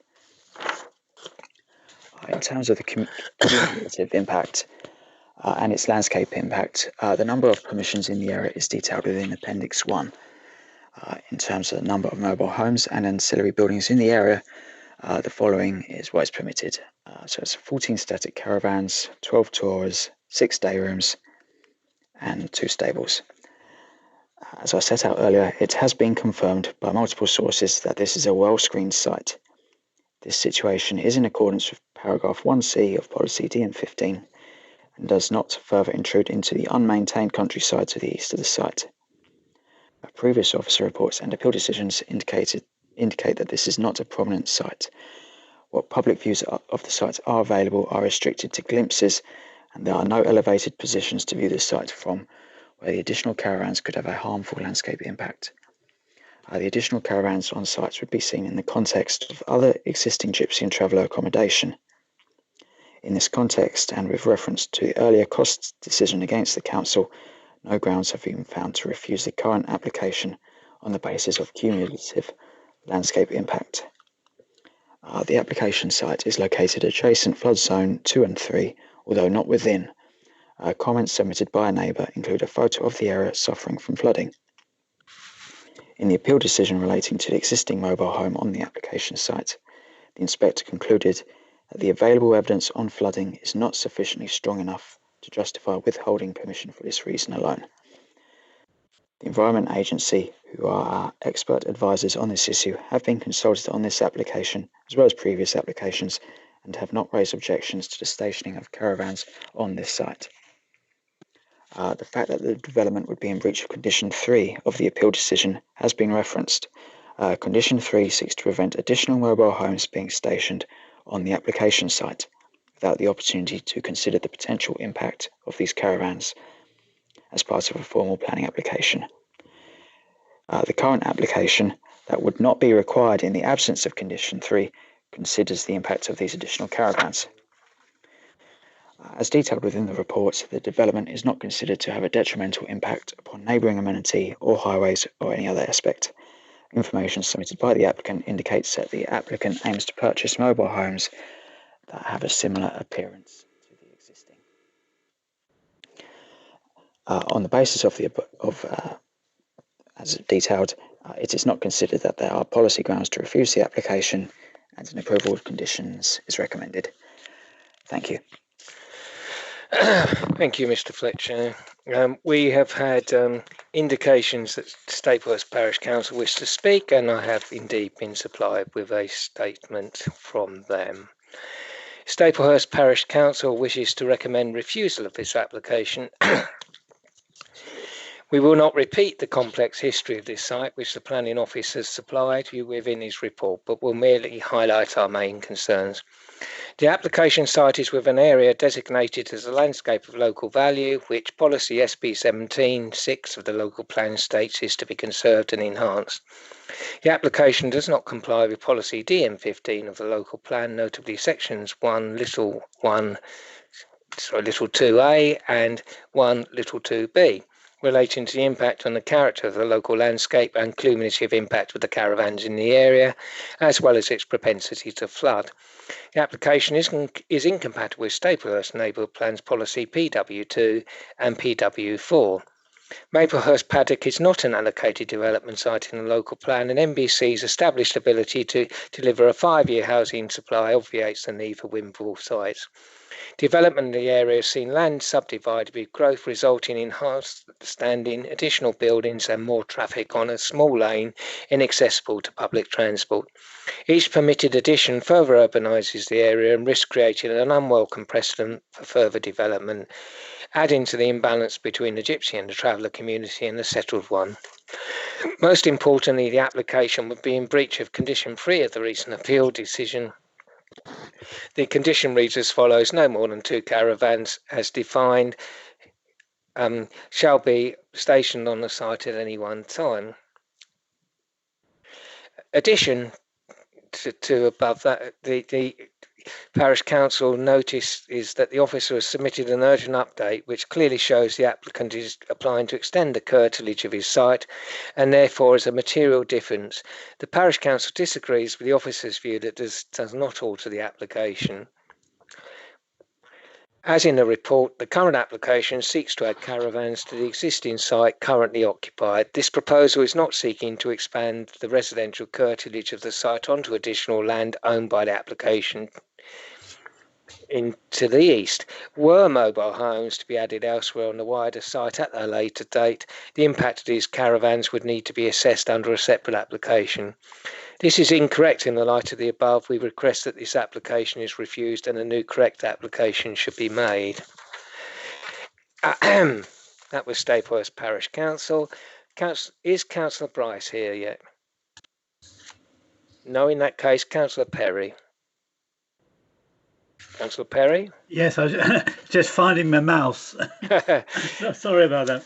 That's all right. Yes, it's strange coming here as a visiting member, but I won't repeat what the parish council has said because I very much agree with literally everything they said. What I will do is try and just add a few points onto what they've already said and highlighted. This site does have an awful long history, and I think one of the issues is the subdivision of sites in this area. If you go back 15 years, there's nothing here at all. And this is, as quite rightly emphasised in Policy 17, SP 17, it defines the low wheel as a landscape of local value. And this application is within this designation. And I would add that this policy, it states that it will be conserved and enhanced. And we as members fought very hard for this designation. I can remember being involved myself, and it must be taken seriously and given a lot of weight.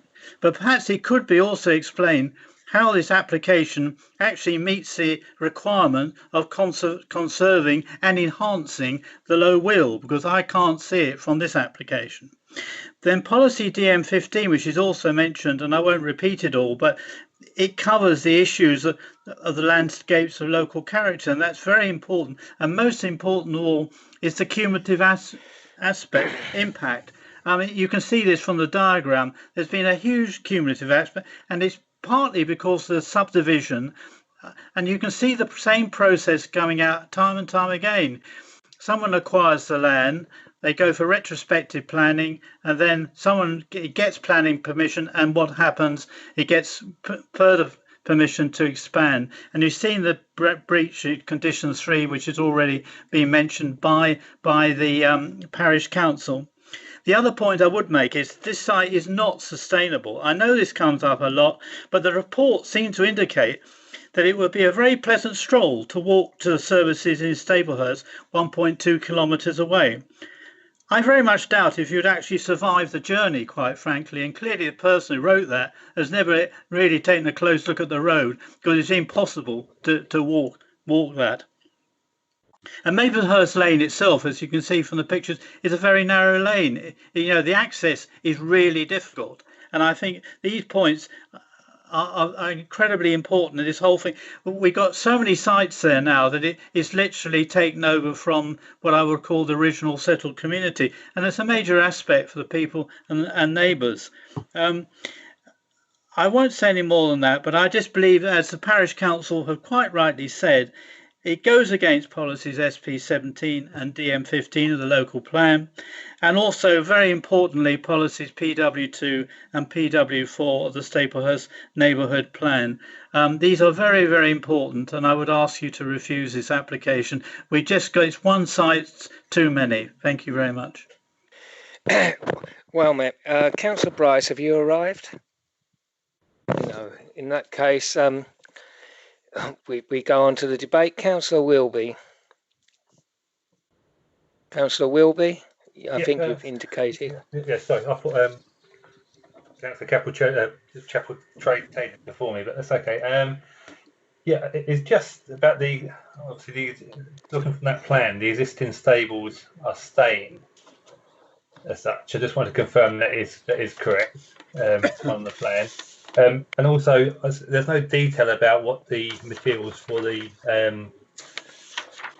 parking and the roadway going up will actually be out of. Obviously, we've heard issues about flooding from the parish, and I would just like to say that if we are mindful to approve this application tonight, that we actually put a condition that the extended roadway in is of a permeable material. That would be sensible, wouldn't it? And as we're at it, the new fence going in will divide the paddock from this landscape.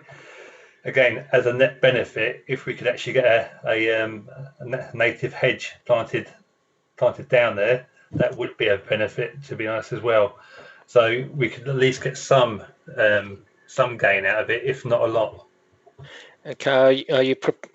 I'll bring the officer back in a minute. Councillor Chapel-Tay, I do apologise. I think I read your indication as relating to the previous application. Did you wish to speak on this one? It actually was. However, I would like to say that Councillor Bryce is present. She's been trying to type intermittently into the conversation. So I'm guessing that she has a technology issue. Right. Could someone try and assist her, because she also wants to speak on, rather more importantly, I think, to her, or rather the one she's actually was stressed that she wanted to speak to is the next application. It would be helpful if she was able to do so. Can someone assist her? Councillor English, I am here. I just didn't quite get my mic on quick enough before you moved on, and I didn't want to interrupt. Unfortunately, we've moved on to the discussion now, so I can't call you. That's fine, Councillor English. Don't worry, but just give me a second longer on the next one, if that would be appreciated. Sorry, Councillor Bryce. As you hadn't been there earlier, I did rather assume you weren't. I will give you more time on the next application. Councillor Mumford. Yeah, I'm just looking at planning meetings now seem to be overtaken by G&T, and I noticed that we have a local plan. We have a need to provide 187 pitches, and they still keep coming, and we can demonstrate a 5-year supply. And I've got 2 points for the officers, but is there any way that we can make this a temporary named or something like that rather than a permanent, based on the local plan requirement and the supply that we have produced? And just the other point, the officer is suggesting we grant permission with conditions. His condition 3 is no commercial activity shall take place on the land at any time, including storage of materials or livery use. And I go back to the applicant. The applicant earns a living dealing in horses. I look at the site, we've got stables. I don't think the condition, the status that is being given, it doesn't all sync together. So maybe it'd explain that. Yeah, that would be quite helpful. In terms of the application, I think we turn to some other detailed issues in a minute, but I wouldn't necessarily want to start from here, but unfortunately we do have a complex history on this site. We did refuse a number of applications here, and we didn't actually, and we ran most of the arguments that Councillor Perry has referred to. Unfortunately, none of them floated, and we actually ended up with an adverse decision. So what we have to do is if members were going to do anything different than approve or with the possible amendments, we would need to show that this application is fundamentally different or has fundamentally worse impacts than the applications that we attempted to refuse earlier and were granted on appeal. So I'm struggling with that one. Mr. Fletcher or Mr. Bailey, could you tell me whether there are sufficient differences between these applications to actually run a refusal? Because I'm not seeing it. James, I'll let Mr. Fletcher. I'll let William, if you've got something to add now, I'll comment. Well, I was just going to quickly cover, yes, there have been perhaps the conditions required to deal with the hard standing materials. I just wanted to make it clear that the proposed landscaping would be along the northern and southern boundaries. Mm-hmm. So it wouldn't be related to the fencing, which, as far as I'm aware, was not going to be altered.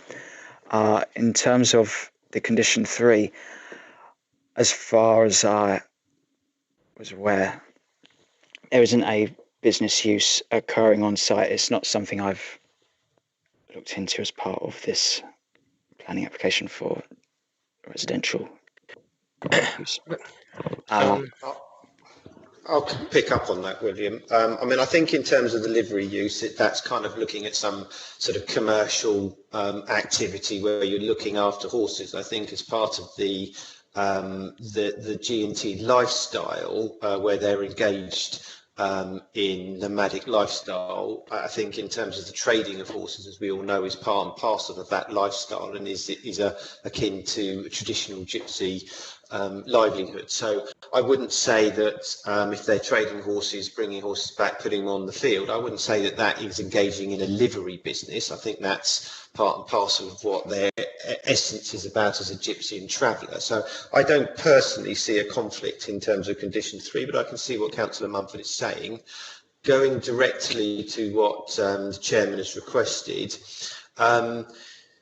you know, the difficulty you've got on this site, and actually interestingly, I've got an aerial photograph showing the history of the site, if members want me to sort of go through that. The only difference you've got in here is the extension of the curtilage, which is effectively the planning unit where the caravans are being stationed. So if members were minded to refuse, they'd have to show where that harm arises. And it's interestingly going on this photograph, William, I'm just going to request to take control of the presentation, if you just have to let me have it.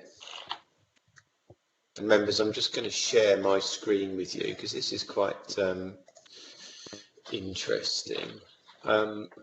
So members, in front of you, you should see my screen. Have you got my screen? Can you see my screen?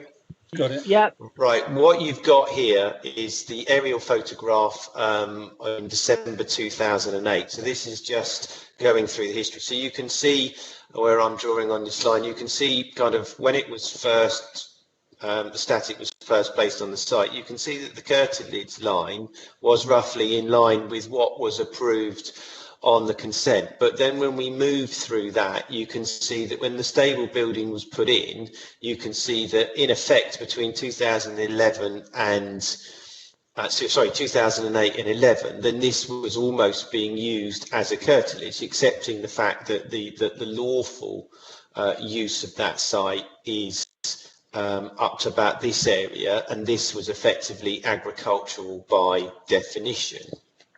So I think it's difficult, in my view, to answer the Chairman's question. And if I move through to the other consents, that has then continued right from that period, if you can see in the photographs, right the way through the time with sort of unaltered changes. And I think it is kind of interesting to note when you look at the 2018 photograph, look at the extent of the residential elements of the plots to the south of the site.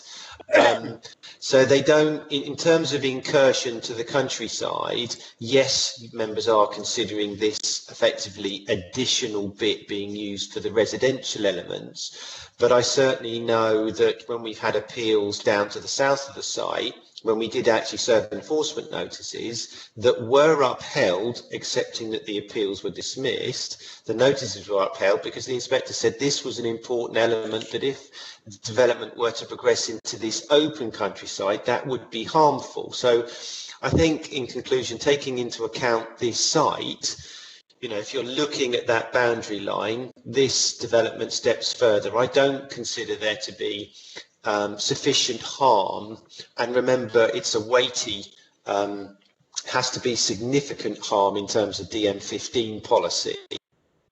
I don't think that members would be able to demonstrate significant harm by this additional bit, especially when you've got down here, and the significant part here is retained as being undeveloped. That's where, in my view, harm would arise. So, Chairman, I don't think there would be sufficient grounds to refuse it on landscape harm in this instance.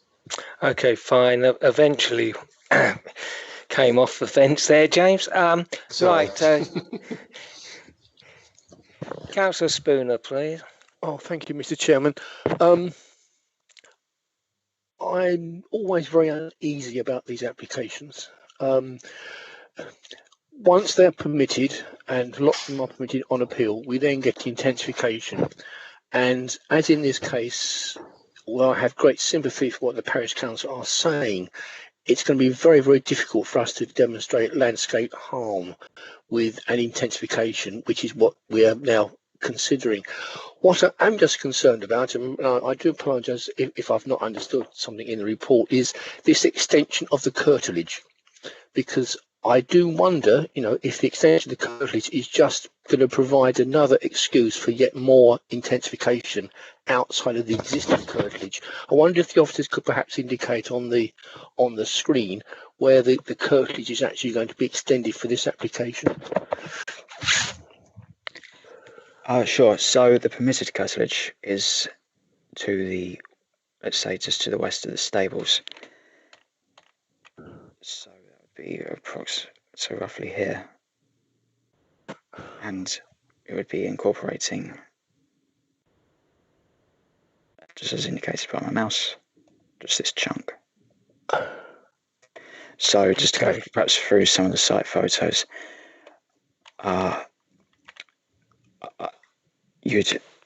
basically everything to the right of the fence would be onto to the wider site. I suppose that my main concern is, you know, is this increase in curtilage going to provide potential site for yet another caravan or another mobile home sometime in the future? Well, that would have to be dealt with. Oh, I appreciate that. I appreciate it. I'm just wondering if we're, you know, just creating more problems for ourselves, and whether we should be, you know, opposing the increase in the curtilage. I'm going to take a couple more people before we come back to the officers again. Councillor Atkinson. Councillor Atkinson. Chair, thank you. Yes, I mean, James Bailey has said there's no significant harm, so you know, we've got to go by the current application, and I would suggest that we actually let it, you know, give it permission. But obviously, my usual things: condition 4, X sycamores, and condition 6. It's not particularly specific, the biodiversity. I mean, you probably couldn't put bee bricks in caravans, but you could probably have bug hotels and that sort of provision on site. So I'd like to see that sort of thing included if possible. Thank you. Right. Councillor Wilby, you did speak earlier. Did you want to add it? And I think you had a possible amendment or two. Did you wish to pursue? Is Keith actually proposing that? Yeah, I think he is. Yes. I'll second it. I do want an amendment on it. The officer did touch on the planting. I would like the amendment that a hedge is planted down that fence line to shield long distance views of the new new development from the east or wherever it is from coming across that field. So I think that would be a little bit of a benefit, and a note in the conditions about permeable surfaces to be used for the hard standing. Is that all right with you, Mr. Atkinson? Yeah, very happy with that. Thank you. Okay, now I've got a couple more members to indicating, and then I am going to finish the debate. Councillor Parfitt Reid. Hello, Lottie. Hello. No, I didn't actually really want to speak. I just wanted James Bailey just to flip through the photos again so I could see the whole timeline, because he just went a bit too quickly and I didn't take it all in. That's Have what you got it now? Well, I still haven't really, because we're on the final slide now, the current one. I just wanted to go back. Could you possibly do that, James, while I turn to Ashley? Councillor Kim Ants. Yeah, it was what Councillor Mumford had said about the running of a business there. And I just wanted a little bit of clarification from Mr. Bailey, because obviously the size of the paddock and stuff, and he was saying about that travellers obviously trading horses, and he's got to remember that there's like 9 horse fairs in this country, and 10 if you count the one in County Atrium as well. So that's it. Yeah, I can never say that word. But I just need a little bit of clarification there. That was all, because it was sort of as if, oh well, you know, the Gypsy and Travellers do trade in horses, but you know, it's a business. Yeah, Clive, if that's okay. Yes, of course. Yeah, what I'm saying is that in terms of nomadic, in order to meet the definition, you must lead a nomadic way of life, and a traditional gypsy way of life is dealing with, you know, horses, and that travels. That is their trade and business. With some of them, it's roofing. With some of them, it's landscaping. You know, they are all nomadic ways of life. What I was trying to draw the difference between, and that's part and parcel of their history and what they're doing. I was trying to draw a definition between a livery business, which is a sort of, you know, in situ where you're looking after and keeping horses, is being different, where, you know, what they're doing is their sort of, you know, their standard working practice. I was just trying to draw the difference between the two, and I didn't think personally what the condition was trying to do is stop a business operating on site as a livery, and I was differentiating what they actually do, which isn't a livery business in my view. It's just trading horses, maybe keeping them on site, and then they go to the market, they bring them up. You know, they're their horses, they take them to market, trade them, bring horses back. I didn't see that as a livery business. Do you need to? Does the condition need any further explanation, James? Just to make that clearer. I personally didn't think so, but what we could do is, if you wish to put an informative on it to explain the fact what we're looking is no on-site commercial, you know, keeping of horses on that basis outside the applicant's trading as is a nomadic lifestyle. I think we can put a condition to clarify that if that's what members want. I think members do want that. I can certainly put that wording in an informative, Chair. Thank you. Councillor Mumford, you get the last word. Well, very quickly, I was very interested when Councillor Spooner brought up the fact about the curtilage, and possibly the curtilage extension is not necessary to accommodate this, and whether we can do anything about that. Okay, James, you actually get the last word. Shall I think I've got the photographs here in front of you, Chairman, and this has been like this since at least 2011, if not before. So I think, again, I'm looking at the sort of the 10-year rule. Even, let's say, if it hasn't been operating, it's been effectively used on that purpose, with no significant break here, no deviation in the line between what was the lawful, as shown by my arrow here, area for the stationing of caravans, and this area here, which was part of the wider countryside.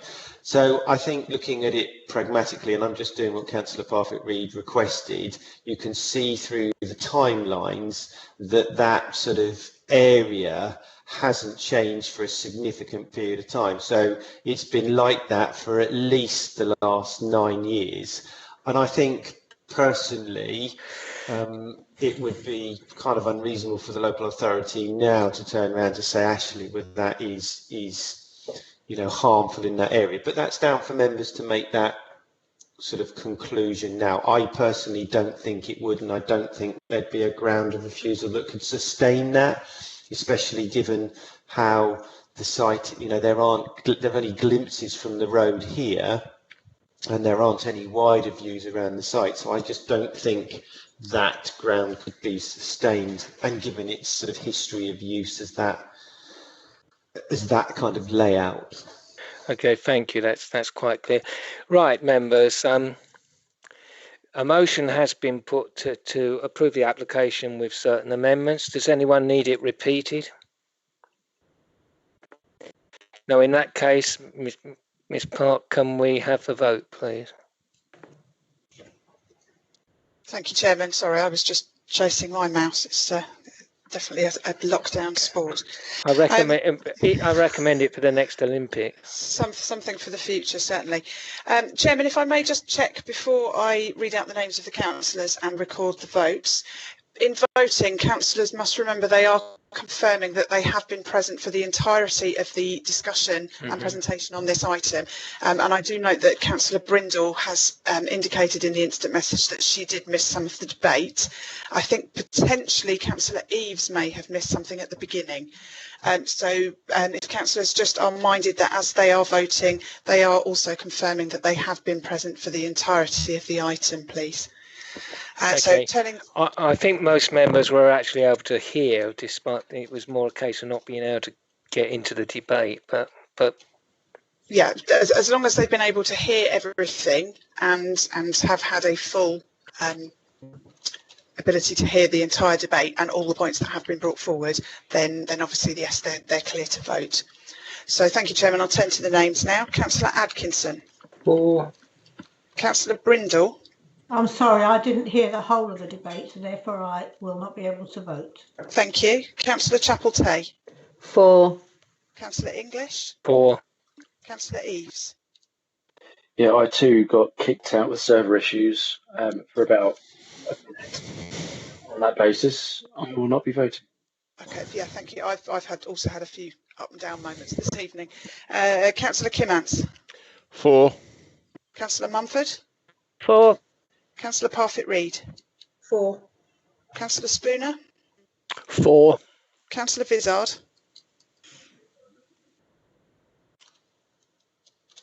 Councillor Vizard. Councillor Vizard there. Yeah, I'm having mouse chasing trouble. Sorry. We're going to make a good team, aren't we, when we do this in the Olympics? For. Representing Maidstone. Thank you. And Councillor Wilby. For. Thank you, Chairman. Thank you. Can I have the count, please, Mrs. Sneak? Thank you, Chairman.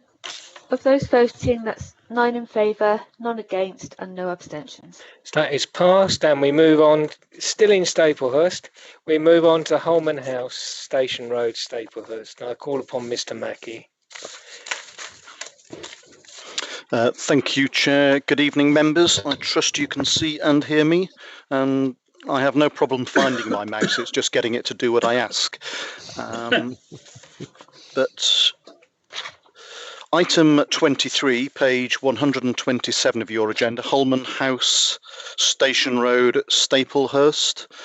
Chair, I do have a verbal update, which I will introduce with your permission through the presentation. This follows correspondence from 3 neighbouring properties following the publication of the agenda. It principally covers issues that are already in the report, but having reviewed their comments and actually spoken to the next door neighbour, I think I can clarify in more detail their concerns. So apologies if members are following the printed presentation that was sent out, because I have added a few additional slides into that. So this is a planning application for the change of use and extension of the existing building into 10 one- and two-bedroom apartments. The site already has the benefit of a similar permission, but for only 7 units. That permission left the front building pretty much in the condition that you see on the left-hand side, whereas on this application, the building will be increased in height and extended further to the rear, which I'll take members through. The site is sustainably located midway between the station area and I think what is called the heart of Staplehurst to the south. On the right hand side you can see the overall plot. To the south we have Staplehurst Free Church. Members will note that that property sits on a very different building line to the traditional residential alignment. To the north is the immediate neighbour, the Yews, and beyond the Croft, and then residential properties in Hurst Close. In the report, Chair, I have put a little map in so members can understand where those that have made comments are located. This is a zoom in of the plot. You can see the main building here, extended historically. So it has a 2-element roof. To the rear, a small extension and conservatory. Members may want to note, I've highlighted in yellow the existing or historic hard surfacing that's existed on the property because it's relevant when you come to look at the parking layout. This is the existing street scene. You can see the church to the right, to the south of the site. It effectively reverses the pattern by putting the building at the back of the site rather than the street frontage, but for obvious functional reasons of car parking. This is the application site. This property is called the Yews, and this will be the main element of the presentation in terms of examining the relationship between that property and the application scheme. This is the existing building. It is not a building of any particular interest. It's not terrible, but it has a neutral impact on the character of the area. This is the southern boundary to the rear of the site. And again, you can see how the church dominates the application site more in terms of its presence than overlooking, because these windows simply allow light rather than views. This is looking in the northern direction, so again the application site as is, and I'll highlight this property here, which is the Yews, in particular their windows, and you can just see here the umbrella to the beginning of their patio area, which extends along this area. This is a view from the neighbour's patio, a photograph they've kindly provided me with today. So you can see their main patio area and the relationship to the existing building. I'll explain how that relationship will change as I go through the presentation. This is a view from further down their garden, so this is the application site on the left.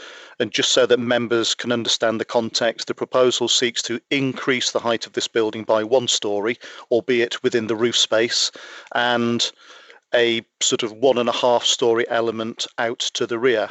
I have in the report included comparisons between the 2018 permission and the current scheme, so I won't go through those in this presentation, but just focus on the relationships. This is the view of the rear of the site, now quite overgrown. The access route down here is disappeared. These are the old lock-up garages that I guess were associated with the commercial use. Beyond, you can just see the rooftops of properties in Hurst Close. This is the existing, and I suppose the 2018 approved street scene. This is the proposed street scene, and you can see the relative heights of the building. So whilst the proposal is increasing the existing building in height, it is doing so within the general context of the street scene. This is just a detail of the front elevation. The proposal retains the character of the previous shopfront unit, or the office unit here, retaining and modifying the ground and first floors, and then creating this brand new upper floor into which dormers are inserted in the roof space to create additional units. The side elevations aren't very easy to read. This elevation on the top is the one that faces the church. Therefore, this one has far more glazing than on the other side. Just to explain to members, this is effectively the mass of the footprint and front and rear elevation of the existing building. This sort of connecting annex here is roughly where the existing single-storey extension and conservatory are, and this is a new build element to the rear.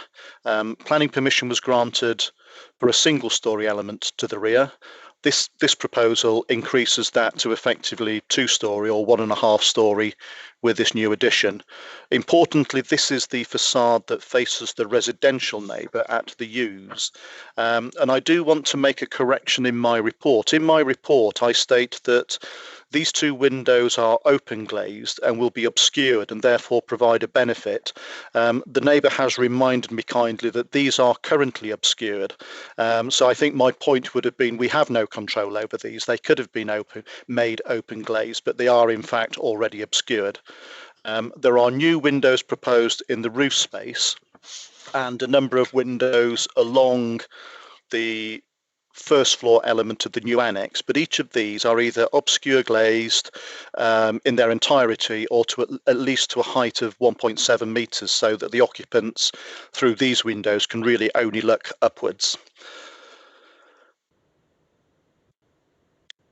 And these are the windows I'm referring to. So I described these in my report as open glazed, but you can see they are in fact currently obscured, albeit we have no control over them. So I just wanted to correct that part of the report.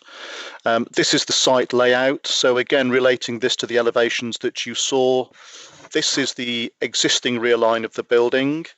This element is the link that approximates to the existing rear extensions. This is the footprint of the new rear wing. Zooming into the plot a little, you can see the existing driveway will be retained and repaved. The neighbouring property has a garage on the boundary. The property is here, and the patio area that you've seen photographs of lies in this area and extends further to the rear. At the front, there will be 2 visitor parking spaces and a grasscrete drop-off area. Bin storage retained behind a hedgerow. There'll be additional hedge planting and a new wall to the front. You can see that some of the apartments will have their own external sort of small courtyards. I do want to explain there is a minor amendment to the application. The police, if I just go back again, the police in their representations raised concerns over this doorway here, in that it wasn't particularly safe, in that someone could loiter in the alcove. From an officer's perspective, it just seemed odd to have a doorway that effectively came through a bedroom onto a driveway. It served no real purpose. The property has an internal door off the communal access and a front door onto its patio. So the applicant has agreed to remove that doorway, which in effect adds almost 4 square meters to the floor space of the unit. And it takes this unit from being 2 square meters under to 2 square meters over space standards. Then moving to the back of the site, you can see the position of the new rear annex. This particular property has quite a substantial area of private amenity space. There's then a communal garden of circa 100 square meters.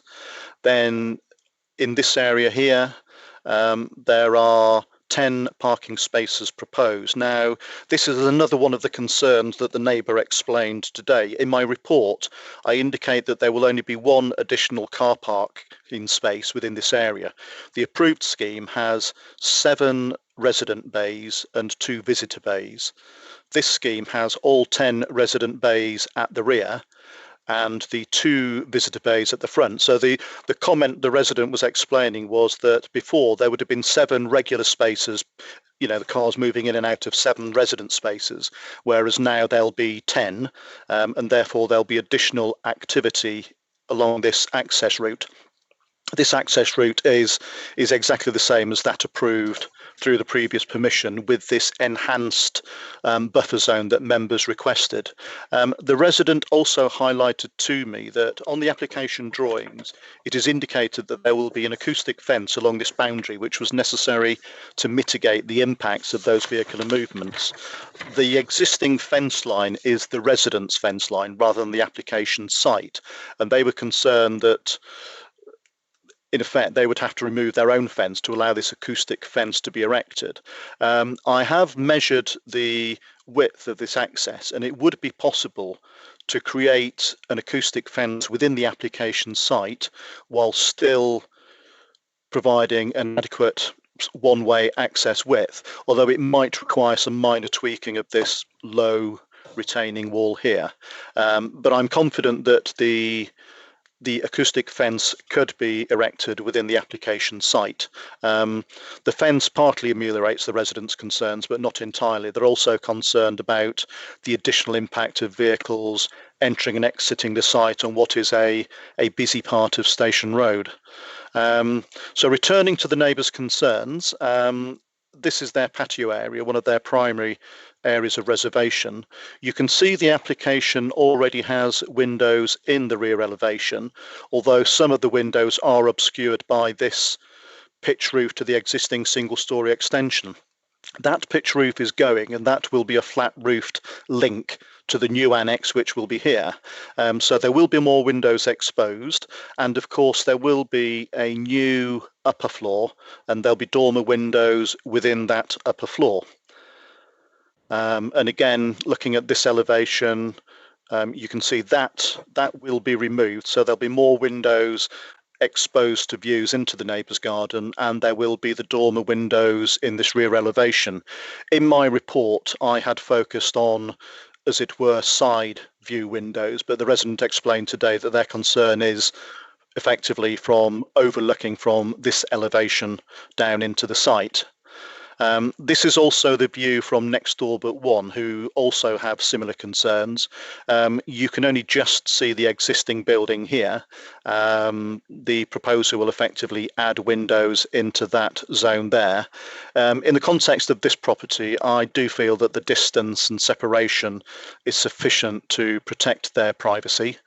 So this explains the neighbours' concerns. My report talks about views being directly out from the main windows and highlights that these windows that face straight towards the neighbour will be obscured. The residents' concern is that, there you go, you don't always look straight out of a window, and therefore there will be an increased level of overlooking, not simply through these existing windows, but effectively at second floor level there'll be more windows. So they're concerned about the increased perception of overlooking. So again, it's the relationship of these windows and the new windows above to this area that the neighbour is concerned with. I do think there is a possible solution. There are various design techniques that can reduce overlooking. You can have windows recessed into deep reveals. You can have effectively a deep bay on the inside of the window and walls directing views in a particular direction. You can even slant windows so that, for example, this window would allow people a better view of the church and no real direct view of the yews. So I think if members felt that the perception of overlooking was so significant, then I think we could put a condition on requiring an appropriate combination of these design treatments into the windows on the main flank rear elevation, and that would then avoid direct overlooking. The residents were also concerned about the space standard references in my report. I have remeasured all of the units, and you can see I've put some amended numbers in here. I've removed the comparison with the approved scheme because to some extent that's not relevant. And you can see that in the main, on the right hand side, those units that exceed space standards are shown in green. Those units that don't are shown in red. So we're down to 3, and 3 that only just fall short. But I should remind members that at the moment space standards are a guideline. They can only be enforced if they are supported by a local plan policy, and we haven't got that yet. So they are guidelines, but overall I think the scheme provides a surplus, that should actually be green, not red. So if members were concerned that the scheme crams too many units into the site, I think you have to understand that overall the space standard for these units is relatively good. So this is already in the report. This simply shows the dotted line is the bulk of the previous 2018 scheme, and sitting behind it is the bulk now proposed. It is an increase in scale, it is an increase in size and depth, but officers consider that the degree of change is not sufficient to justify refusal. I would be suggesting an additional condition requiring clarification of the acoustic fence installation to make sure that it can be fitted properly within the application site and not rely on the neighbour. I would also recommend a new condition requiring details of these windows to be submitted to avoid overlooking. We need to amend the drawings in the condition to reflect the removal of the doorway here. But overall, having regard to the appearance of the building and its design and character, we think that it makes a positive enhancement to the street scene.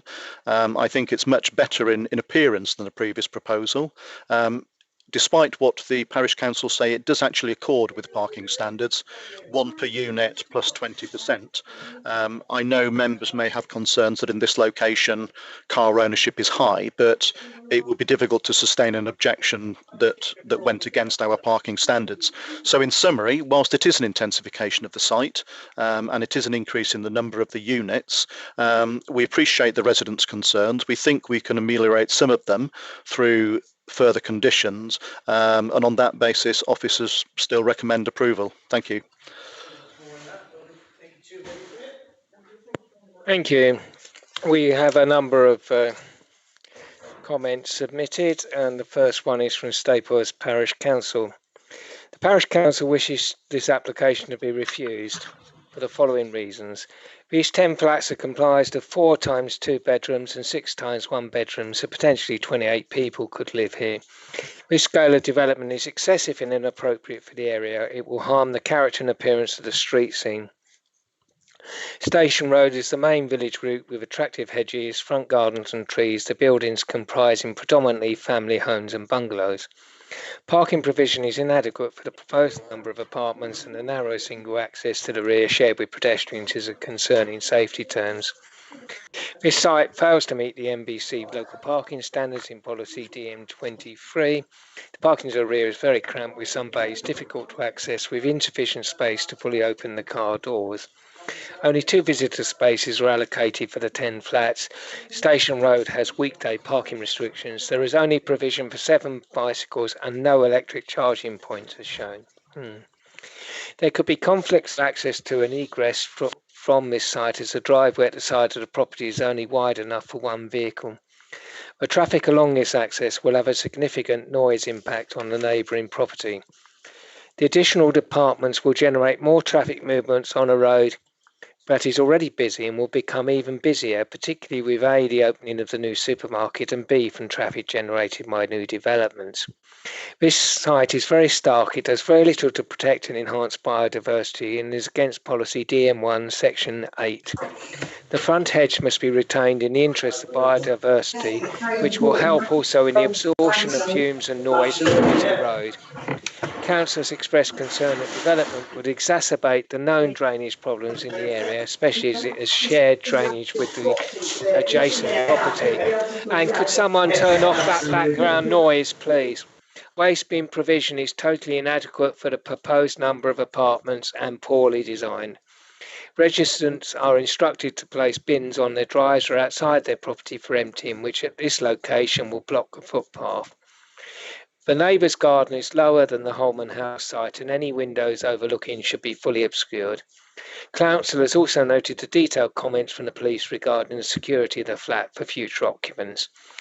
Overall, councillors felt the proposed development contravened local plan policies DM1, 9, 11 and 23. Also felt it contravened the NBC Residential Extension Supplementary Planning Document, paragraphs 4.75, 76 and 79. We asked the committee to refuse the application. We also have a statement submitted by the applicant. Staplehurst is an important and growing centre in the district, served by a health centre, library, schools, medical facilities and nursing homes. It benefits from a commuter mainline station, and a large Sainsbury's is soon to open. The Staplehurst Neighbourhood Plan, which runs to 2031, initiated by the Parish Council and based on their own local news survey, was adopted by a referendum in 2016 and states that Staplehurst Parish Council has ensured that this is a plan that reflects local opinions and needs. The plan is clear that there is a shortage of smaller and more affordable accommodation. Such accommodation is required so that younger people can start their adult lives in the village, and empty nesters and those of more advanced years can downsize without leaving the community. In addressing this shortfall, policy H3 of the neighbourhood plan makes a specific suggestion. Small-sized private rented apartments could be built within walking distance of the station. Such housing types may be suitable for young professionals who have grown up in Staplehurst, now need regular access to London, but wish to live in affordable accommodation within their home village. At the time of writing, there is not one single 1 or 2 bedroom property available to rent in Staplehurst, and not a single home suitable for those with reduced mobility is available to buy or rent. Holman House will provide 10 apartments within easy walking distance to the station and the amenities of the village. 4 of the apartments will be on the ground floor with level access. We've already had inquiries from other people interested in renting these units.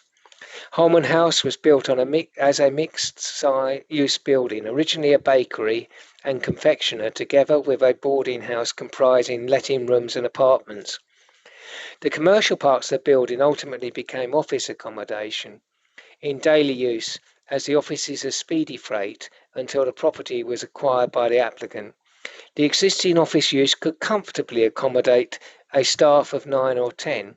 The residential parks provide 7 or 8 bedrooms.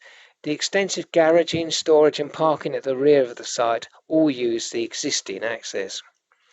Holman House is a large mixed-use building and has been a busy place over many years. This is not a proposal to convert a family home, but to repurpose a large, redundant, sustainably located mixed-use building. Compared to the current planning use, the proposed residential use will result in no increase in either occupancy or vehicle movements. Consequently, Kent Highways raised no objection. Not only is the location extremely sustainable, but the proposal sustainably repurposes and improves a difficult building which has been mistreated in the last few decades. The sagging concrete roof will be replaced with real slate. The upper bay windows and lean-to will be replaced with reclaimed brick to match buildings of a similar period nearby. As illustrated in the street scene drawing, the modest increase in height so that the building includes accommodation within the roof story will bring it in accordance with the houses on either side. Officers agree that the proposal will improve the appearance of the building. Impact on surrounding residents has been treated with care. The neighbour to the north will actually be less overlooked than is currently the case, with the 2 existing north-facing windows conditioned to be obscured. No new clear north-facing openings are proposed except those above 1.7 metre on the ground floor. The proposal meets an evidenced and democratically voiced need within the village, represents an improvement in visual amenity and will be of demonstrably lower impact than the current use. This is an entirely policy compliant proposal with sustainable development in a sustainable location at its heart. We ask that the committee follows the officer's recommendation of approval. I now turn to local members who've wished, visiting members who've wished to speak, and Councillor Perry first of all. Councillor Perry. I'll come back to you in a minute, Councillor Perry. If you're not there, I'll Councillor Bryce. Thank you, Councillor English. Thank you, Chair. Thank you, members. I'm absolutely stunned by what's been presented to you tonight. When I initially discussed this application with the officer, he expressed grave concern about the impact it would have on the privacy of the neighbours. To say that the application doesn't extend the building more than the existing footprint is obviously incorrect, as was presented to you. It extends the building out to the first floor, which was the original application, and then builds another floor on it. It then adds a second floor, which overlooks, I think you've seen from the photos, the neighbour massively. There is a terrace that can be accessed. So even if we condition the type of windows and encourage people to look in the other direction, they can still very obviously see the neighbour's garden. We are going from 7 flats to a much greater number and building an entire floor. And it just doesn't make sense. There could be up to... Hello? We're repurposing a back garden into what could potentially be parking for 28 people. The noise and the impact this will have on neighbours is absolutely dire. We're just cramming flats into a building. Yes, it's being repurposed, but at what cost? To say that that it's a relatively good proposition when 3 units are under the average spacing, the national guidelines, is not relatively good to me. Many of flats in Britain are in London, and what might be acceptable in London is not acceptable in Staplehurst.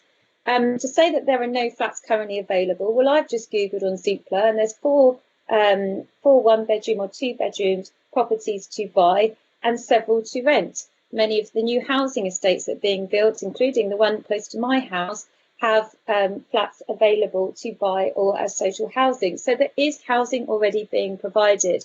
This site is not in our neighbourhood plan. It's cramming, it's taking an original application that was passed and was very carefully thought through to minimise the impact on the neighbour to a whole nother level, literally another level, because there's another floor being put on.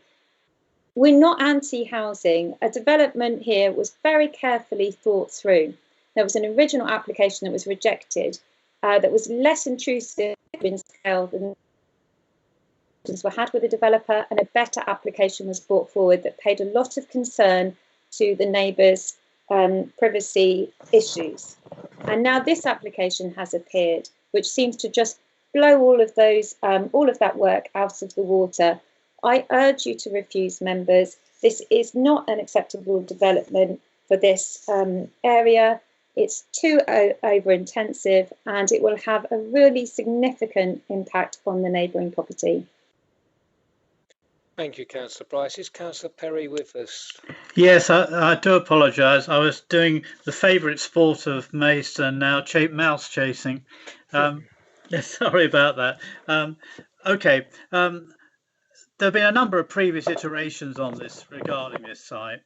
I have to say this is a very well written report, and because of this it all sounds very feasible and plausible, but in my view it definitely isn't. Anyone who knows this site will know that this is an excessive and over-intensive proposal. Why are the numbers being increased yet again? We're talking about 10 units on what is actually a relatively small site with restricted access for a number of vehicles likely to use it. As Staplehurst Parish Council has indicated, there could be circa 28 people could be living here. The development is excessive, and as we can see from the diagrams shown in the report, and it will be completely out of keeping with the street scene.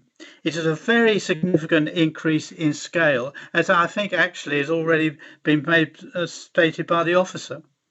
Great play is made of the provision of starter homes for young professionals, and because it would be near a railway station, there would be less need of a car. In fact, precisely the opposite would be the case, since living in a rural area, as anybody knows who lives in a rural area, puts even greater demands on car use. I defy anyone trying to rely on the infamous number 5 bus. Indeed, the statement in paragraph 6.22 that the 3 extra units in its application would only generate only 1 extra vehicle can only be made in hope rather than expectation. In addition, and I think Councillor Bryce has already said this, and I'll repeat it, Staplehurst already has a number of houses at the lower end of the market, 1 and 2 bedroom, suitable for first-time buyers, and indeed a number are available for rent. It also has another 650 houses in the process of being built, courtesy of the current local plan. It is hardly short of building or housing supply. This proposal is not in the neighbourhood plan. This leads me on to the other issue of parking. Parking is already a major issue in our village, and the parking spaces provided are actually totally inadequate, particularly for visitors. The access will require crossing a frequently used public pavement, and given the highly likely significant additional vehicles, this will be a major issue. Now, finally, the report seems to dismiss neighbours' concern regarding loss of privacy and noise. I totally reject this. This is, I think, a terribly important issue. If this goes ahead, there will be 10 additional units in a relatively confined space. There are bound to be noise issues, and perhaps even more worryingly, a loss of privacy. Again, this has been highlighted by the Parish Council and by Councillor Bryce, and I totally endorse what has been said. There could be a significant loss of privacy for neighbours, particularly from the initial windows at the rear of the property and at the extra level that's being proposed. This would have a significant impact on neighbours' privacy. There's no way of getting away from the fact this represents a major... I'm sorry, John, could you bring your remarks to a close? That's well over 3 minutes. I'm pretty well finished. I agree with all the contradiction in the policies. Also, policy H2 of the neighbourhood plan, I believe, is contravened, and H3 of the neighbourhood plan has been rather selective in the quote that's been put in the report. Thank you. I would like this to be refused. Please refuse this. Okay, John. Apologies for being slightly over the top. Yeah. We are in a slightly more relaxed situation.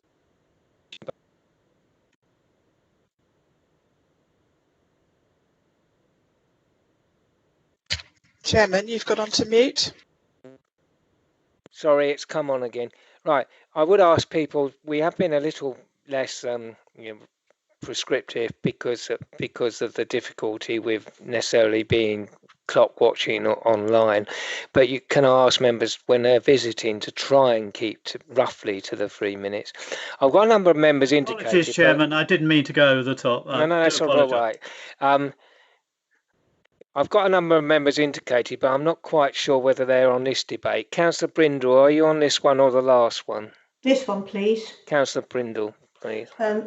I would please like Austin to confirm that the proposed height is more or less the same as the yews and the church. That's my first question. And I'm also thankful to him for reminding me of, and those of us that went on that design trip to London, when we saw several recessed and shaded windows. And I think if we go ahead and approve this, I think we should ensure that these type of windows are incorporated to mitigate the overlooking of the neighbours. Thank you. Thank you. That's a good point. Can I just say one thing at this point? A number of points have been made about space standards and car parking standards. First, on the space standards, yes, we hopefully will have these in the next local plan and following the review. We don't currently have them, so applying them at this point could be quite difficult.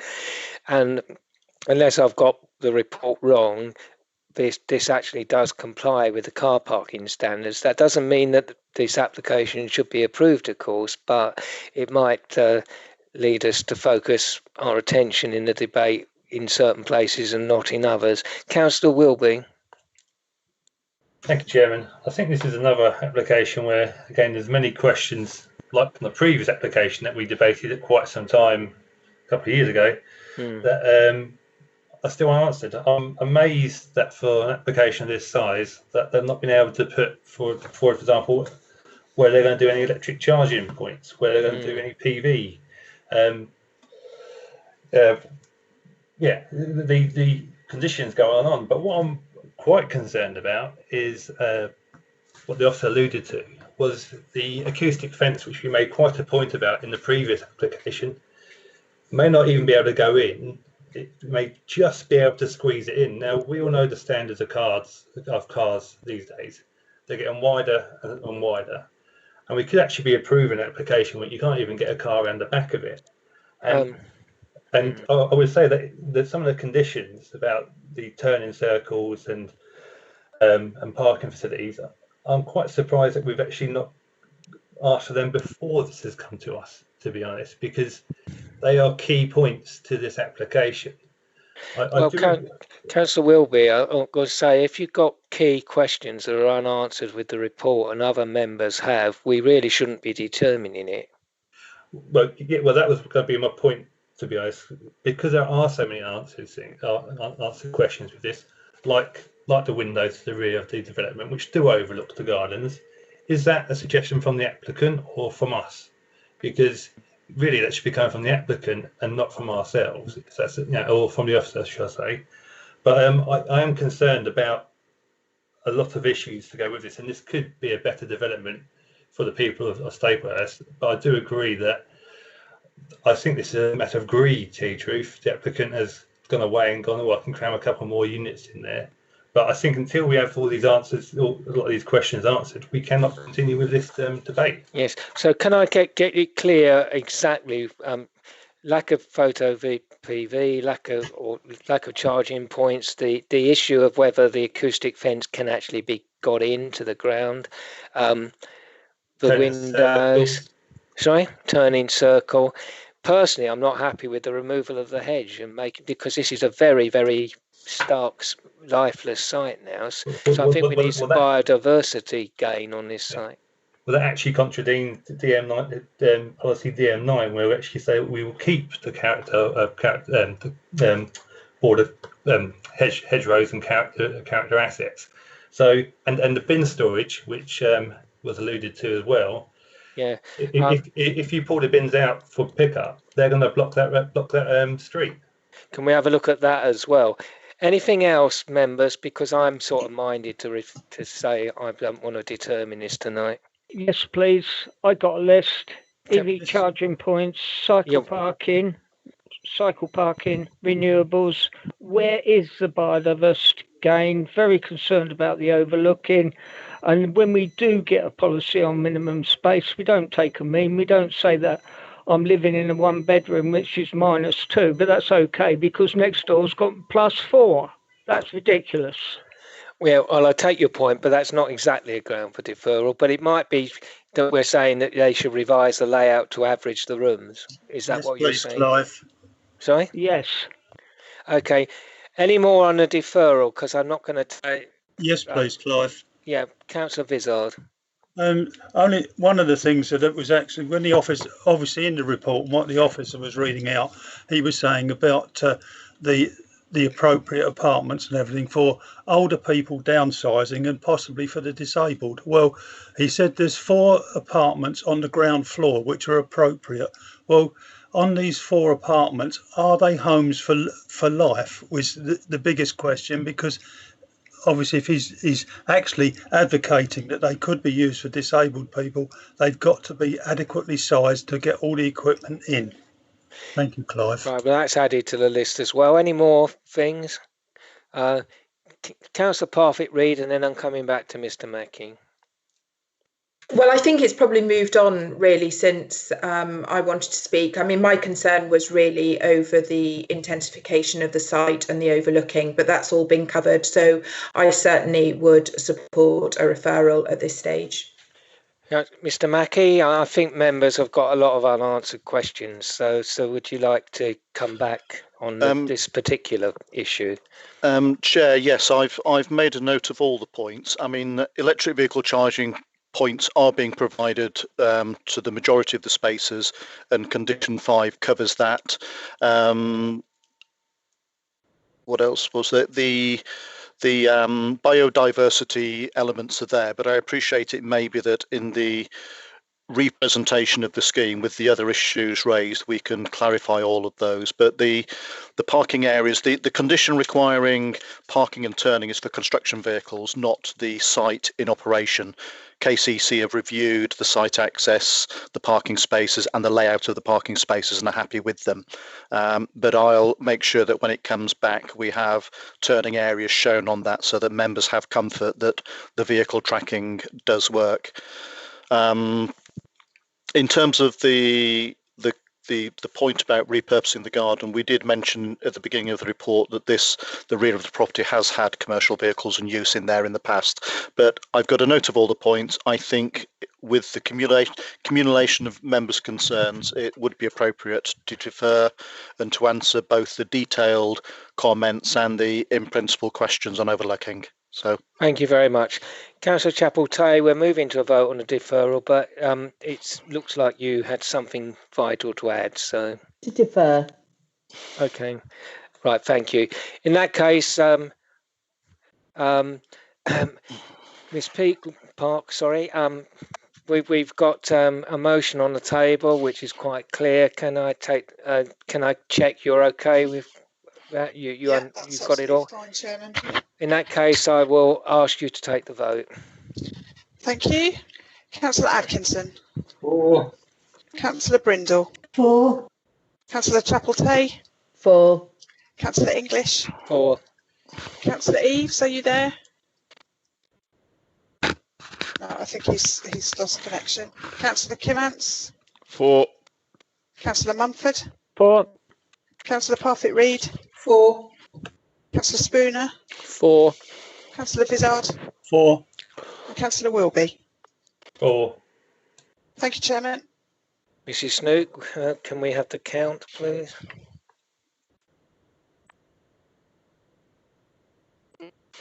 Thank you, Chairman.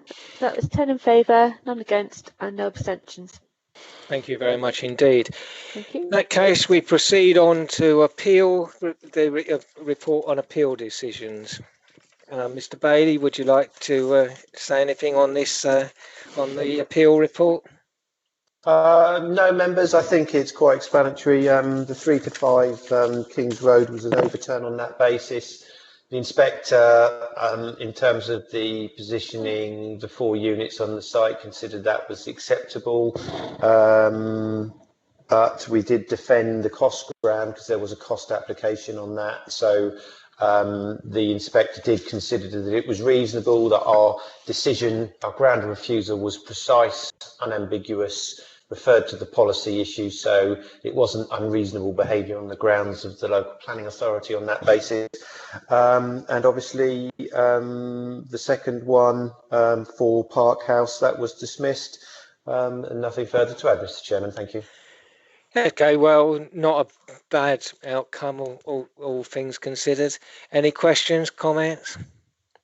One quick comment, Austin, your screen is still being shared. Oh, yes, sorry. So it is, yes. Apologies. Good spot. But I was just reading, it was quite interesting. Sorry, Austin, just joking. It's yeah, too I have small to say, read. I object to the message that's being typed, actually. It's Councillor Bryce here. What message? The message that Austin's typing. Oh, I can't see one.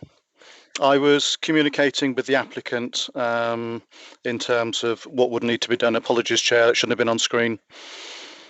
I couldn't see, it was too small on my screen. So it's okay, I've taken a screen grab. Disrespectful. And it also implies a wiring relationship with the applicant. I have taken a note of the words. Well, this is probably not the place for that discussion as we're still on air. True. So if there are issues, would you please raise them with the Vice Chairman or the Group Spokesperson for the Conservative Group, and I will discuss them in the morning. Okay. Right. Ladies and gentlemen, thank officers and also members of the public who contributed. Thank you for your participation, and have a nice evening. Thank you, Chairman. Many thanks to you, Mr. Chairman. Thank you, Chairman. Thank you. Thank you, Chairman. Thank you to the officers. Thank you very much. Austin, you're still sharing? Yes, yes.